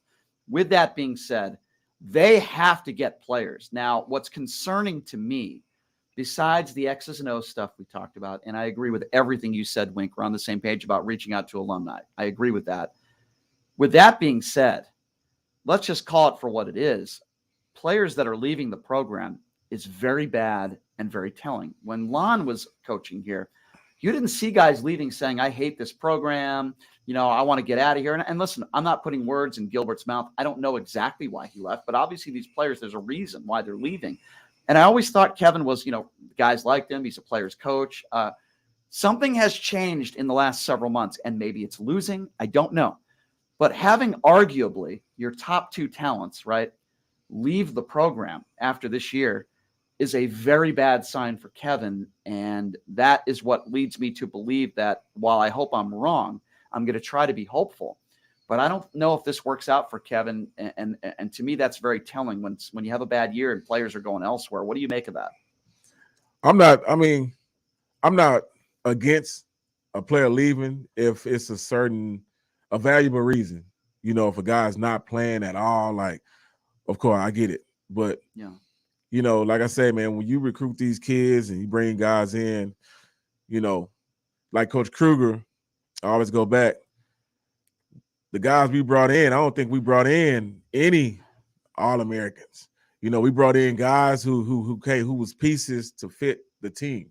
The Oscar Belfields, the Matt Shaws. These not big name guys, but they fit what we need. Yeah. And it worked for us. And sometimes it works, sometimes it doesn't. Sometimes it works, sometimes it doesn't. I want to bring this up with you, though. I always wanted to ask you about this. Trayvon Willis. I felt like, all due respect to Trayvon, you probably know what I'm going to ask you. I felt like he hurt your senior year. I felt like it wasn't a good fit. And all due respect to Trayvon, because he's a good dude, talented player, I didn't feel like he helped that team in your senior year. Am I wrong in saying that? I would say Trayvon came in as a aggressive player. When he came in, I knew Trayvon since AAU. But didn't he walk in being like, okay, give me the ball, I'm the man? And you can't do that when you walk into a program and you haven't been there before. It was, I don't think it was there. I think he had to learn when he came to UNLV. He had to learn, like, hey, you got to take a back seat because he's a front seat guy. It's been that most of his career. And when he came in, I can see it like it was yesterday. We was in Australia, and it was the last second shot, and Trayvon took it. And then I was like, I was kind of mad. And we went in the locker room, and Coach Kruger said, hey, in these game, in these type of, game scenarios, we have a guy. You go to Wink. And I think from that point, Trayvon knew, like, okay, this is Wink team. I'm just the back seat. But we gelled said together. That right after the game? Yeah. He said that right after the game. And, like I said, Trayvon was a good piece for us because he brought a lot of toughness, aggressiveness. He's very vocal, which I wasn't. So he brought some aspects to the team that was different. But, we definitely at practice, we'll go back and forth. And, man, but Trayvon's my guy, man. That's cool. That's nice to hear. And he was a really good player, very physical player. Absolutely. Wasn't afraid of contact. Sometimes things work out. Sometimes they don't work out. No question about it. We obviously hope that Kevin succeeds. I hope I'm wrong. I hope next year he has a good year. I don't think he needs to win the conference next year to keep his job. But I think we all could agree it's inexcusable to lose twice to Fresno State. By the way, Coach Hudson, who was fired. Fresno had a terrible year, and they lose on the road and at home. All due respect to Coach Miles, the coach of the year. No reason, and that San Jose State team was not very good. And inexcusable to lose the way they lost on the road and at home. Those are inexcusable losses. You can't lose to Colorado State at home either. But the way they lost to Nevada, too. I mean, at the in-state rival, that was so important to you and the program, and it still should be. You took pride in those games, and you beat up on Nevada a lot in your years at UNLV. Did you even lose a game to them when you played for UNLV? I think Reno beat us one time up in Reno. Other times we beat them. Yeah, you they dominated. Yeah, we dominated them. And you understood how important that was. Absolutely. Yeah, and I just feel like, the losses they've had and the way they've lost, it can't happen, right? What do you think? What type of season do you think Kevin needs to have? Not necessarily in your opinion to keep his job, but what you think the athletic directors think? First of all, you got to give a guy time to kind of, get it right. And especially Kevin being such a first-year head coach, his first big job, you definitely got to give him some time. But, in this conference, man, it's not easy. The altitudes is different from other conferences. You're going to Wyoming, you're going to New Mexico, all these places. Conditioning is a big factor. I don't know who their strength coach is, but, the conditioning is a big factor. He just has to learn you got to win at home for sure, and you got to learn how to win away games. And those things only come from experience. Yeah. You got to find a way to, put it inside your players, man, and try to get them play as a team, which is hard as a coach because I've never been one, but I know it's hard as a coach, but you got to figure out a way to do it. No, I agree. So where are you watching the Final Four? I think I might make an announcement tomorrow. I think we're getting a big 4,000 square foot suite somewhere in a casino to watch the Final Four games on Saturday. Where are you watching it with your family, your kids, or how many kids do you have, by the way? Just one. Oh, just one. Yeah, just one, kid. Man. Okay. One and done. So you're not Sean Kemp. That's what you're telling us. No, man, I go to work tomorrow, man, and rush home, man. My wife, she's a big sports fan, man. So I'll be at work and my phone just be going off. And this is my wife texting me. Did you see this? She sent me videos. So she always keeps me updated. You found the right woman. Absolutely. She keeps me updated. I love the fact that you've embraced Las Vegas and you've continue to call Vegas your home. I think that's so cool. It's so great to see you around town, and I appreciate you coming in studio. It's been a little while since we did this, and love to have you on again. Maybe as we get closer to the NBA playoffs, maybe we can have you on again and maybe talk a little NBA basketball with you, if that's cool. Oh, man, it's cool. Anytime, man. It's always a pleasure. I'm always around. I appreciate that. And, of course. I see this guy on Channel 8, and I'm like, look at that. It's Wink doing TV now. And I'm like, damn, he's the next guy. Dude, I can be seeing Wink Adams with a TV career down the road. I'm telling you, man, he's pretty good. You're good at breaking down games, and I've always appreciated talking to you. All right, ladies and gentlemen, the great Wink Adams, UNLV Rebel, former running Rebel. I know I'm making him sound old. I cannot believe it's been 14 years. It's unbelievable. It feels like it was just yesterday. I watched him and Joe Darger and Curtis Terry, Joel Anthony. And I remember that team. That was such a great team to watch up there in St. Louis, and it seems like it was just yesterday, and I can't believe it's been 14 years. I actually had some hair on my head back then, believe it or not. That's been a while. That was awesome. Wink, thank you so much for being here. This has been a lot of fun. Thank you. We'll see you at some UNLV games and some Aces games, I'm sure, next season. All right, we're going to take a quick break, and of all things, Chris, we're going to have some fun when we come back. I have a Rick Springfield story for you. Oh, there we go. Yeah. So we're gonna, Jesse's girl. Yeah, we're going to talk about that when we come back. We'll take a quick break. We'll be back right after this. Thanks to Wink for being here. You listen to Limits on KSHP.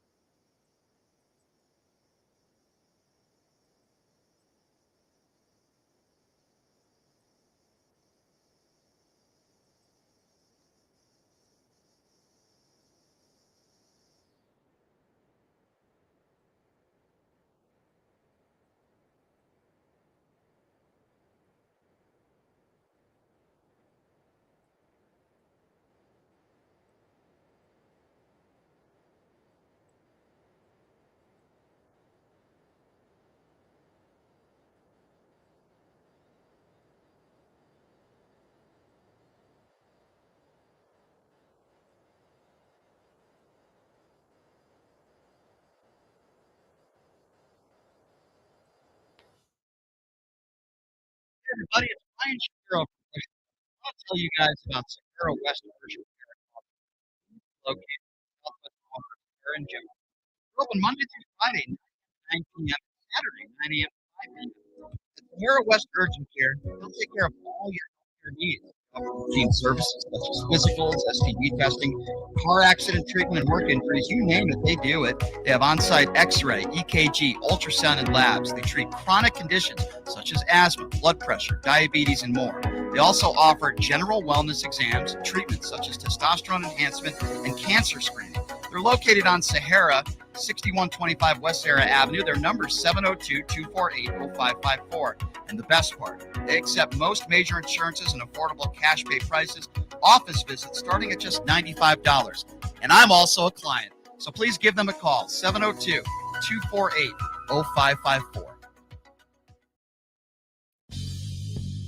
Hey, everybody. Are you struggling to find a pizza place that reminds you of Brooklyn? That true blue New York style pie? Well, worry no more. Stallone's Italian Eatery Pizza is a knockout. We're located at 467 East Silverado Ranch Boulevard, just off of Premier Road, half a mile east of South Point Casino, just minutes from the Las Vegas Strip. Come by and grab a slice of pie. Plus, check out our Brooklyn-inspired Italian cuisine. Our sandwiches are super hero, that is, because why be a sub when you can be a hero? Stallone's Italian Eatery is here to serve you phenomenal food, Vegas. Forget about it.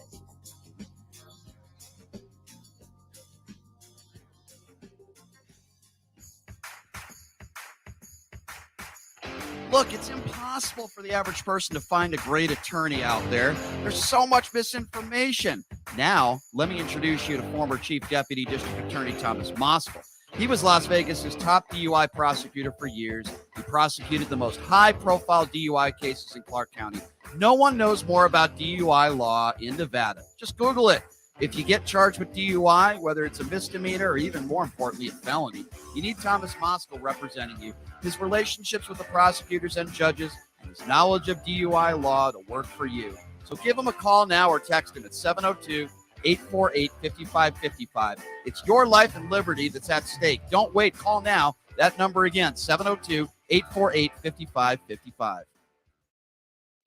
Jumpers Jungle Family Fun Center is an indoor children's jump and party space in Las Vegas located at 2050 South Rainbow Boulevard. Kids of all ages can swim and jump on our bouncers, race through the obstacle courses, speed down the mega slides, slam dunk into the basketball hoops, and much more. Are you looking for that perfect birthday party venue? Look no further. Jumpers Jungle has a party package that will fit your needs. Check out the open play schedule online at jumpersjungle.com or call 702-463-JUMP. It's time to jump your way to fun at Jumpers Jungle on the corner of Oakey and Rainbow.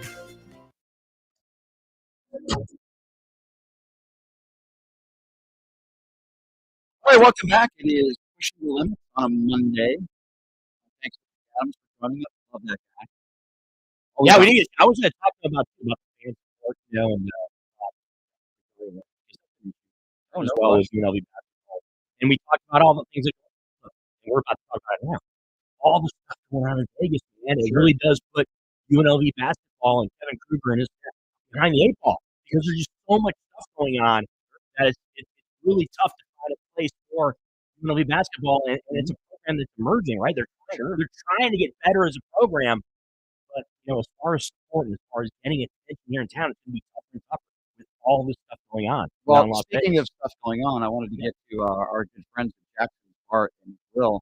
Great spot. Yes, located at Flamingo and Jones. Great promotion this month. They have great promotions every month. This month, every Wednesday and Sunday, if you earn 200 points, you get $50 in free slot play. Great food, great atmosphere, great gaming bar. And I know Chris is known to play the Caveman Keno over there. Just a touch. Yes, he enjoys the Caveman Keno. It was great going to their 20th anniversary a few months ago. And I'm going to probably be there tomorrow. I'm going to take him for lunch over there tomorrow. I took my mom for dinner there last week. Jackson's Bar and Grill, great place. Tell them I sent you. Jackson's Bar and Grill. Great food, great atmosphere, great promotions, and enjoy yourself out there because it's one of the greatest gaming bars here in town. No question about that. All right, Chris. So there were a lot of doings going on, of course. Going to the Sweet 16 for me was something I'll never forget. I had such a wonderful time. I can't even begin to tell you. I was in basketball heaven, and it was so much fun. And I can't wait. We got the NIT Final Four, which is a little step down from the Sweet 16. You think? But Just a little bit. But I also grew up watching the NIT, the Final Four at Madison Square Garden. Now we have it right here. So it's going to be a lot of fun. I'm interested to watch a little bit of that Wisconsin offense, which is really difficult to watch at times. But I've got 2 games tomorrow, so that's going to be a lot of fun. So I had the opportunity, as I mentioned to J.J. Snyder last week, I had the opportunity to meet Rick Springfield.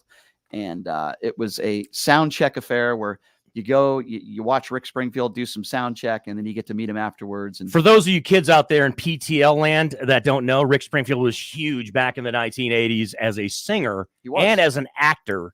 He was on a lot General of soaps Hospital. and stuff. Yeah. So, but Brian, there's probably a lot of people who don't even know who Rick Springfield is. You know what I mean? Jesse's so, Girl, man. Well, so everybody it knows leads that into this story that you're about to tell. by the way. Everybody knows Jesse's Girl, even if you're a millennial. You've heard Right. that song before in Yes. movies, and it's all over the place.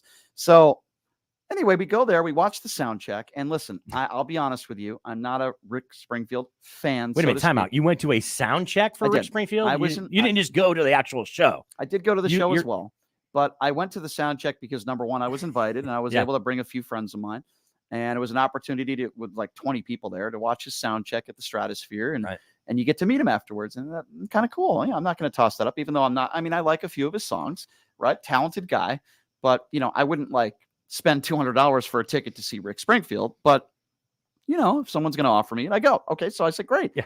Anybody who knows me knows I collect memorabilia. Not religiously these days. I did it more back when I was a teenager into my early 20s. But you get an opportunity to meet somebody. It could be, a Robert De Niro, or it could be the president. I like collecting memorabilia and signatures for me, not to sell them, for me that I can keep for the rest of my life. And this was one of those situations where I'm not like a member of the media. I'm just there as a fan, somebody. I'm not doing an interview with them. And I said, okay, I'm going to bring a guitar. So I brought up I forgot what you call it, the part of the guitar where it could come on and off, and you get people to sign it. So I didn't bring the whole guitar, but I brought the piece that I had, and again, the pick guard. The pick guard. Okay. So I got the pick guard, and what I do is I'll get certain celebrities, musicians to sign the pick guard. I got Elton John to sign one for me, and so I have an autographed, guitar of Elton John, and so I brought that to the event and to the sound check, and I'm thinking, okay, there's going to be like nobody there, right? I'm going to get him to sign something kind of cool. There were like 20 people there. Really, it wasn't more than Hardly anybody. Yeah, hardly anybody. It was pretty cool. You got to see him do a sound check and play a few songs. And so afterwards, I'm waiting in line. And waiting in line. There's 20 people there. Yeah, there was like 15, 20 people that were waiting to get a picture with him. There was a quick little meet and greet after. And he's taking pictures. So I take a picture with him, and I say, hey, I just saw you last month at MGM. I saw him at a charity event there, do a few songs, and we chatted it up for a few minutes. So we take a picture. And I get the pick guard, and I say, hey, Rick, do you mind just signing this for me? He's about ready to take it. And then he goes, oh, I'm sorry, I can't sign that. And I thought he was joking. And then I said, why not? And then as I could see, one of his fluffer assistants comes over too. You can't do autographs. And I'm like, well, what is going on here? So I just said to Rick, I'm ignoring his stupid assistant. I'm just saying to Rick, I'm like, why not? I want to know why when there's nobody in there and I'm literally the only person asking you to sign something, you won't do it. Chris, his response to me was as follows. I can't sign that because we sell stuff like that outside. Now I was in time out. We're not talking about Elton John or Eric Clapton or Eddie Van Halen. We're talking about Rick Springfield here. Exactly. Right? Yes. And his answer, look, I guess. Okay. The answer makes sense, I guess. But really, you can't just sign it. Why wouldn't you just sign it? Here's how weird and tacky him and his crew are. I laughed, by the way. I said, okay. And I kind of laughed because it was pathetic. It was embarrassing. So I walk outside and I see there's a memorabilia table out there. And the guitar he used for the sound check, they were selling outside for $750. Yes. There's nothing I do right there, Brian, except for laugh after hearing that. Look, I don't understand things like that. I really don't. It's just know who you are and at what point in your life you're at and what your stardom is and get over yourself. Okay. Right. That's all I can say after hearing that story. And by the way, let me be clear. But at the same time, you were the only person that was asking for autograph, and a lot of the 20 people, yes. You're the only person. Yes.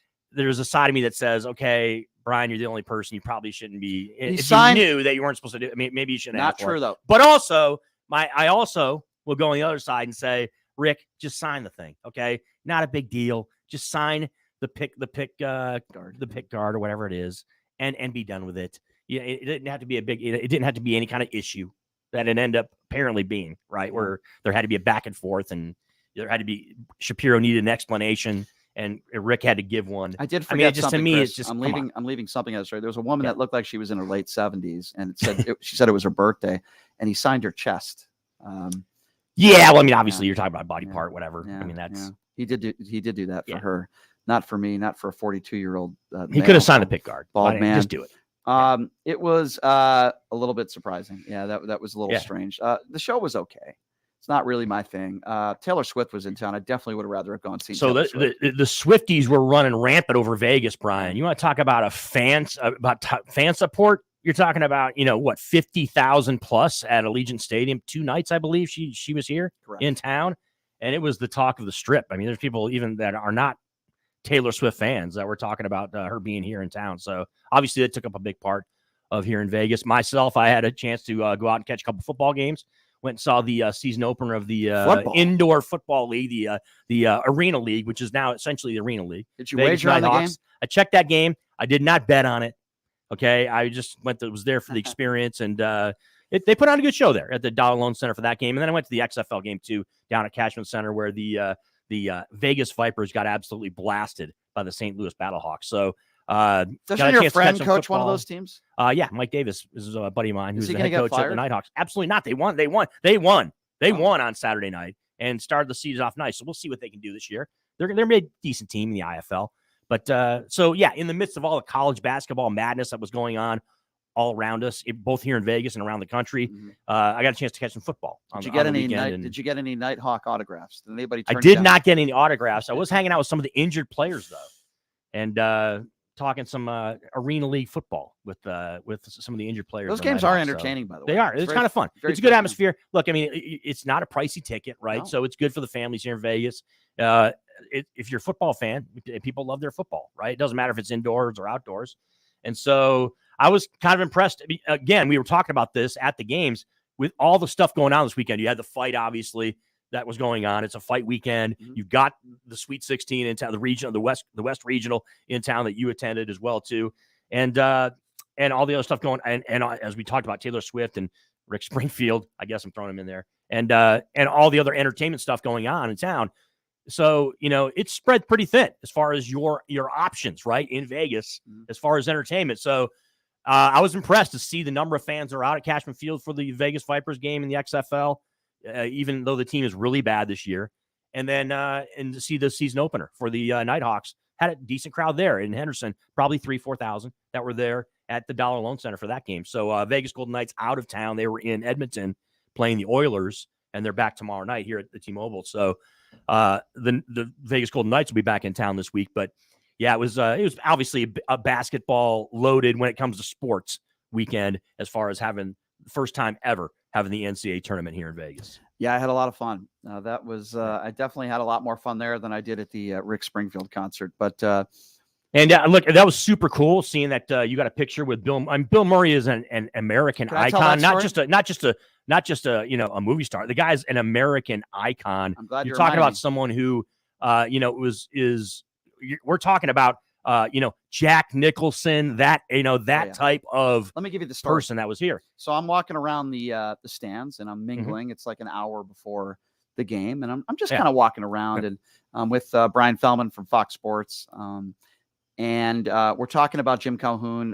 We're getting something to eat on the second level, the main concourse, and we just brought up Jim Calhoun, and then literally 10 seconds after I mentioned his name, I see Jim Calhoun walking towards me. He's walking by. I shook his hand. He didn't really want to be noticed by anybody, but it's Jim Calhoun. I'm a UConn Huskies fan. I've heard he's kind of standoffish when it comes to just random people, meeting random people. He's not exactly the greatest with that. Not a random, believe it or not, I'm not a random person because I played golf with Jim Calhoun at a golf course called Pottapog Country Club in Connecticut when I was like 10 and 11. I played golf with him a few times, and he remembered.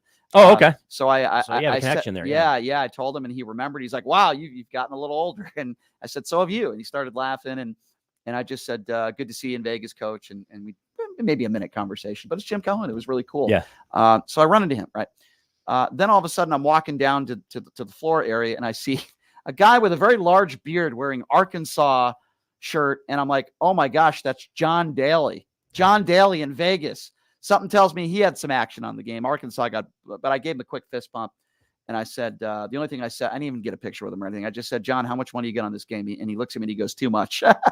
It is 100% a fact that John Daly was absolutely at some slot machine for a large portion of this weekend while he was in Vegas. Well, guy loves the slots, man. In his book he wrote, which is a great read, by the way, he said he lost like $50-60 million in Vegas gambling. Yeah, he's not afraid to cut loose. He was playing like $500 a pull slot machines or something, and he was he's lost quite a lot of money. But anyway, it was cool to see him here in Vegas. So I'm walking around, and I think the best moment for me, besides watching the UConn Huskies cut down the nets, which was pretty special for me, I'm walking around and I see Bill Murray over there. I didn't approach him or anything. I didn't really want to be that guy. And there were a lot of people that wanted to get a picture with him, and I could see he just didn't really want to be a part of that. He just wanted to sit there with his family. And I'm sitting about 5 feet away from him for a little bit, and I'm talking to this young guy, and I have no idea that this is Bill Murray's nephew. No idea. I'm just talking about Vegas, and he said he lives in Connecticut, and I said, do you like Vegas? And he was just asking me about my radio show and everything. And then he's like, "Yeah, I'm Bill Murray's nephew." I'm like, "Oh my God, I love your uncle. He's like the best." He's the best. And then wow. So then I didn't even ask him to do this. He goes, "Hey, Bill, get over here."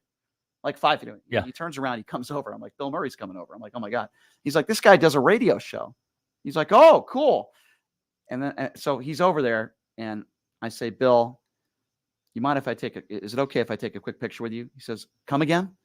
I said, "Is it okay if I take a quick picture with you?" And he looks at me and he goes, "It's may I take a picture with you?" He was correcting your grammar. That's good stuff. He goes, "May Bill Murray, the English professor, right? Then he tapped, because I'm like, "Oh, I'm so sorry." And then he tapped you on the shoulder and he goes, "I'm just effing with you. Come over here." And then his nephew grabs the phone and takes a picture with me. Yeah. And then we proceeded to talk, and I had no idea that his son is the top assistant coach for UConn. Yeah, I didn't know that either until you posted that picture of you on social media. I did not know that Bill Murray had relatives that were college basketball coaches. I'm like, what? Yeah. That's crazy. His son is Danny Hurley's top assistant. So I can tell that it was very pleasant for him that I wasn't asking him about his movie career or anything about him. Yeah, he was very engaging when I asked about his son. And I asked him, how did your son get into coaching, and how did he get this job? And, and he was very engaging. It was, you can tell that makes sense. Yeah. You can tell that he was very happy that I was asking him about his son. Yeah. Because the focus isn't on him, right? Yeah. It's on his, so his son. So that's having key. Chris, I'm having a conversation with Bill Murray for like 5 minutes. Yeah. And we're talking basketball. And I'm like, is this really happening? I'm talking to I would have, to be honest with you, I would probably have worked in some Chicago sports. I would have been talking Chicago sports. Well, he's a big Cubs fan, and I'm sure he would have been engaging on that too. But the reason why I didn't do this is because I'm not a baseball fan, and I don't know a lot about the Cubs, and I wanted to talk to him about what I do know, which is college basketball and UConn. Mm-hmm. So he was very, very engaging. Could not have been nicer, by the way. And that was really nice to see, because you hear some things, some people say, oh, Bill Murray is kind of stand up. And he was not like that with me. He was very nice. Well, there's the stories about him and Dan Aykroyd when they, getting into fist fights on the SNL set and stuff like that. Dan Aykroyd's a jerk. Yeah. I met No, but I'm just specifically talking about Bill. There's stories about Bill Murray, yes, where he has run into confrontations. Dan Aykroyd's a weirdo. Like difficult. I was at the Hard Rock when it was the Hard Rock, like 7 or 8 years ago, and I see Dan Aykroyd there, and he was there for some event or something, and I did get a picture with him, but like he was just he's a strange guy.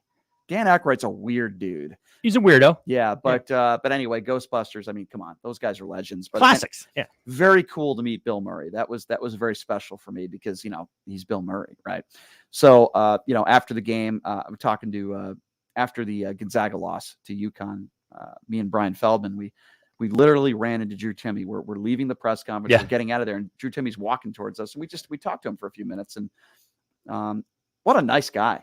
Like, he's always so cordial and so appreciative and says the right things in press conferences. And that's part of the reason why I think he's going to be a pro, and he's going to be a pro for a while. He's going to make it. Well, he's going to be a pro because he's good enough to be a pro. I think, I agree with you, but it also, you want to talk about the best players of all time at Gonzaga? He's in the mix. He's right there in the top 3 or 4, without question. I definitely put Adam Morrison right up there as one of the best of all time as well. I'll tell you, the West Coast Conference has had some really good. Well, I mean, John Stockton's the best, but I'm talking about Sure. I said top 3 or 4. He's up there with the Dan Dickhows and and Adam Morrison's obviously. Yeah. By the way, Dan Dickhow was out there. Well, I'm sure. Yeah. And Dan does. I think he does a lot of color commentary on radio and stuff, and he may have his own radio show as well too. But everybody that covers college basketball part, unless you're covering the teams that are left. Everybody was there because they knew that the West Regional was the best region. I mean, it just was. I mean, so how was the fan turnout as far as Gonzaga? Because we know Gonzaga comes here. They call this the Kennel West because of obviously Gonzaga plays in the West Coast Conference tournament here. So was when especially the UCLA Gonzaga game, Brian? What was the support like? Was it big time Gonzaga, or was there more UCLA? I'm going to say that there were probably a few more UCLA fans in that game. It was packed. Okay. A lot of Gonzaga fans as well. We know how well they travel for the West Coast Conference. So it was, UConn is across the country. And even though there were a lot of UConn fans that were still there, it wasn't as many as Gonzaga, and it certainly wasn't as many as UCLA. Mm-hmm. But fans travel, and they're going to come to Las Vegas. It's Vegas. The fans were great. It was a lot of fun. It was not an NBA All-Star weekend like they had here at the Thomas & Mack Center years ago. This was a success. It was great. The only thing that I think was embarrassing for MGM Properties was the fact that, and I never knew this, Chris, but the NCAA booked the hotels. And obviously they have no idea what they're doing because they booked some of these teams at the wonderful Luxor Hotel. And apparently what happened, I was talking to the SID, the Sports Information Director guy, who I know, who runs the UConn program. I met him in Connecticut a few years ago. Great guy, nice guy. And they told me that they went into some of their rooms, and there's stories about this, and that dirty rooms that were not made, disgusting stuff that I'm not even going to talk about on the radio. That's how bad it is. It was really bad. So I think they put them at Resorts World. I think they got them some rooms there. So that's not the only thing that happened to the UConn Huskies. And this is nothing funny, but the team bus took them to a practice, I believe at Mendenhall at UNLV. I think it was on Friday. And their bus got vandalized. That was a strange story, how that all went down. I mean, that has nothing to do with Vegas. That's just a random kind of. That can happen anywhere. Yeah, it can happen anywhere. It's just unfortunate that it happened here. I don't know how there's not security, and they just let a bus sitting there at UNLV, and how it's open or somebody is able to break in. I don't know how that happens. But first of all, a team that's in the Sweet 16, I would even say this for a Division II team that's playing UNLV at the beginning of the year. You shouldn't be staying at the Luxor. You can probably stay in a better place than that. Number one. And number two, why is the NCAA booking the rooms?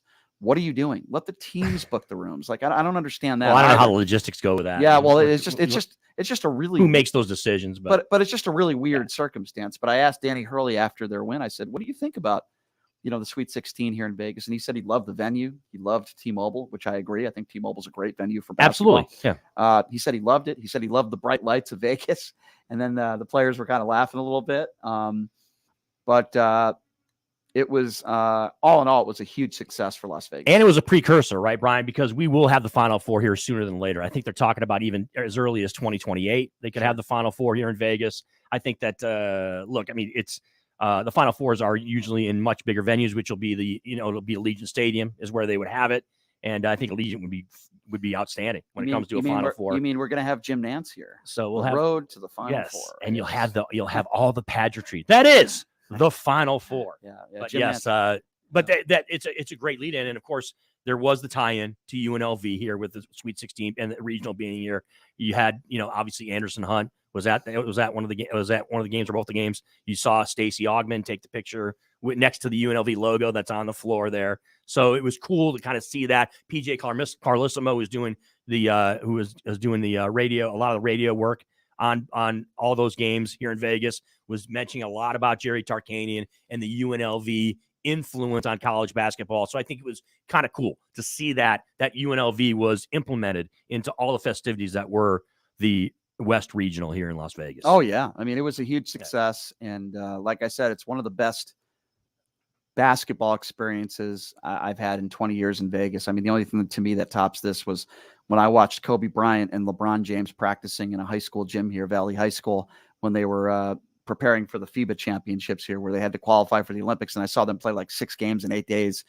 And I watched Kobe and LeBron guard each other in a gym with like 20 people. I'll never forget that for the rest of my life. And that's what's great, right, about Vegas, Brian, is that we have opportunities here, especially being in the sports media here, that a lot of other cities just don't quite frankly have. You just don't have an opportunity like we do to have those up close and personal moments that can be special to you, as you pointed out, with respect to your connection to Connecticut and obviously the UConn Huskies. There's been numerous times that's happened to me as well, too, especially with the NBA Summer League here in town, right? You get a chance to meet a lot of the people that you admired growing up, a lot of the athletes and coaches that you rooted for growing up. It's a great experience. And, of course, that's exactly what it was for you. Oh yeah, no question. It was a lot of fun. NIT tomorrow. That's gonna be cool. Some more college basketball in Vegas, and of course we have the Final Four on Saturday, which is going to be pretty special as well. In H-Town, yeah, Houston, Texas. UConn's going to win it all. I'm sorry, I don't see. They probably are. Don't see another team. They just, man, it'd be so cool though, Brian, wouldn't it? If the Aztecs pulled it out, I'm telling you, that would be super cool for us in Mountain West country to see the San Diego State Aztecs. I know a lot of you UNLV fans out there are fuming right now that I say that. It's going to be difficult for what team I root for. San Diego State plays UConn in the finals. But we'll what are you talking about? You're going to be rooting for UConn. Yeah. You're not going to root for San Diego State. I don't know. They play each other in the final. It's fun to root for the underdog.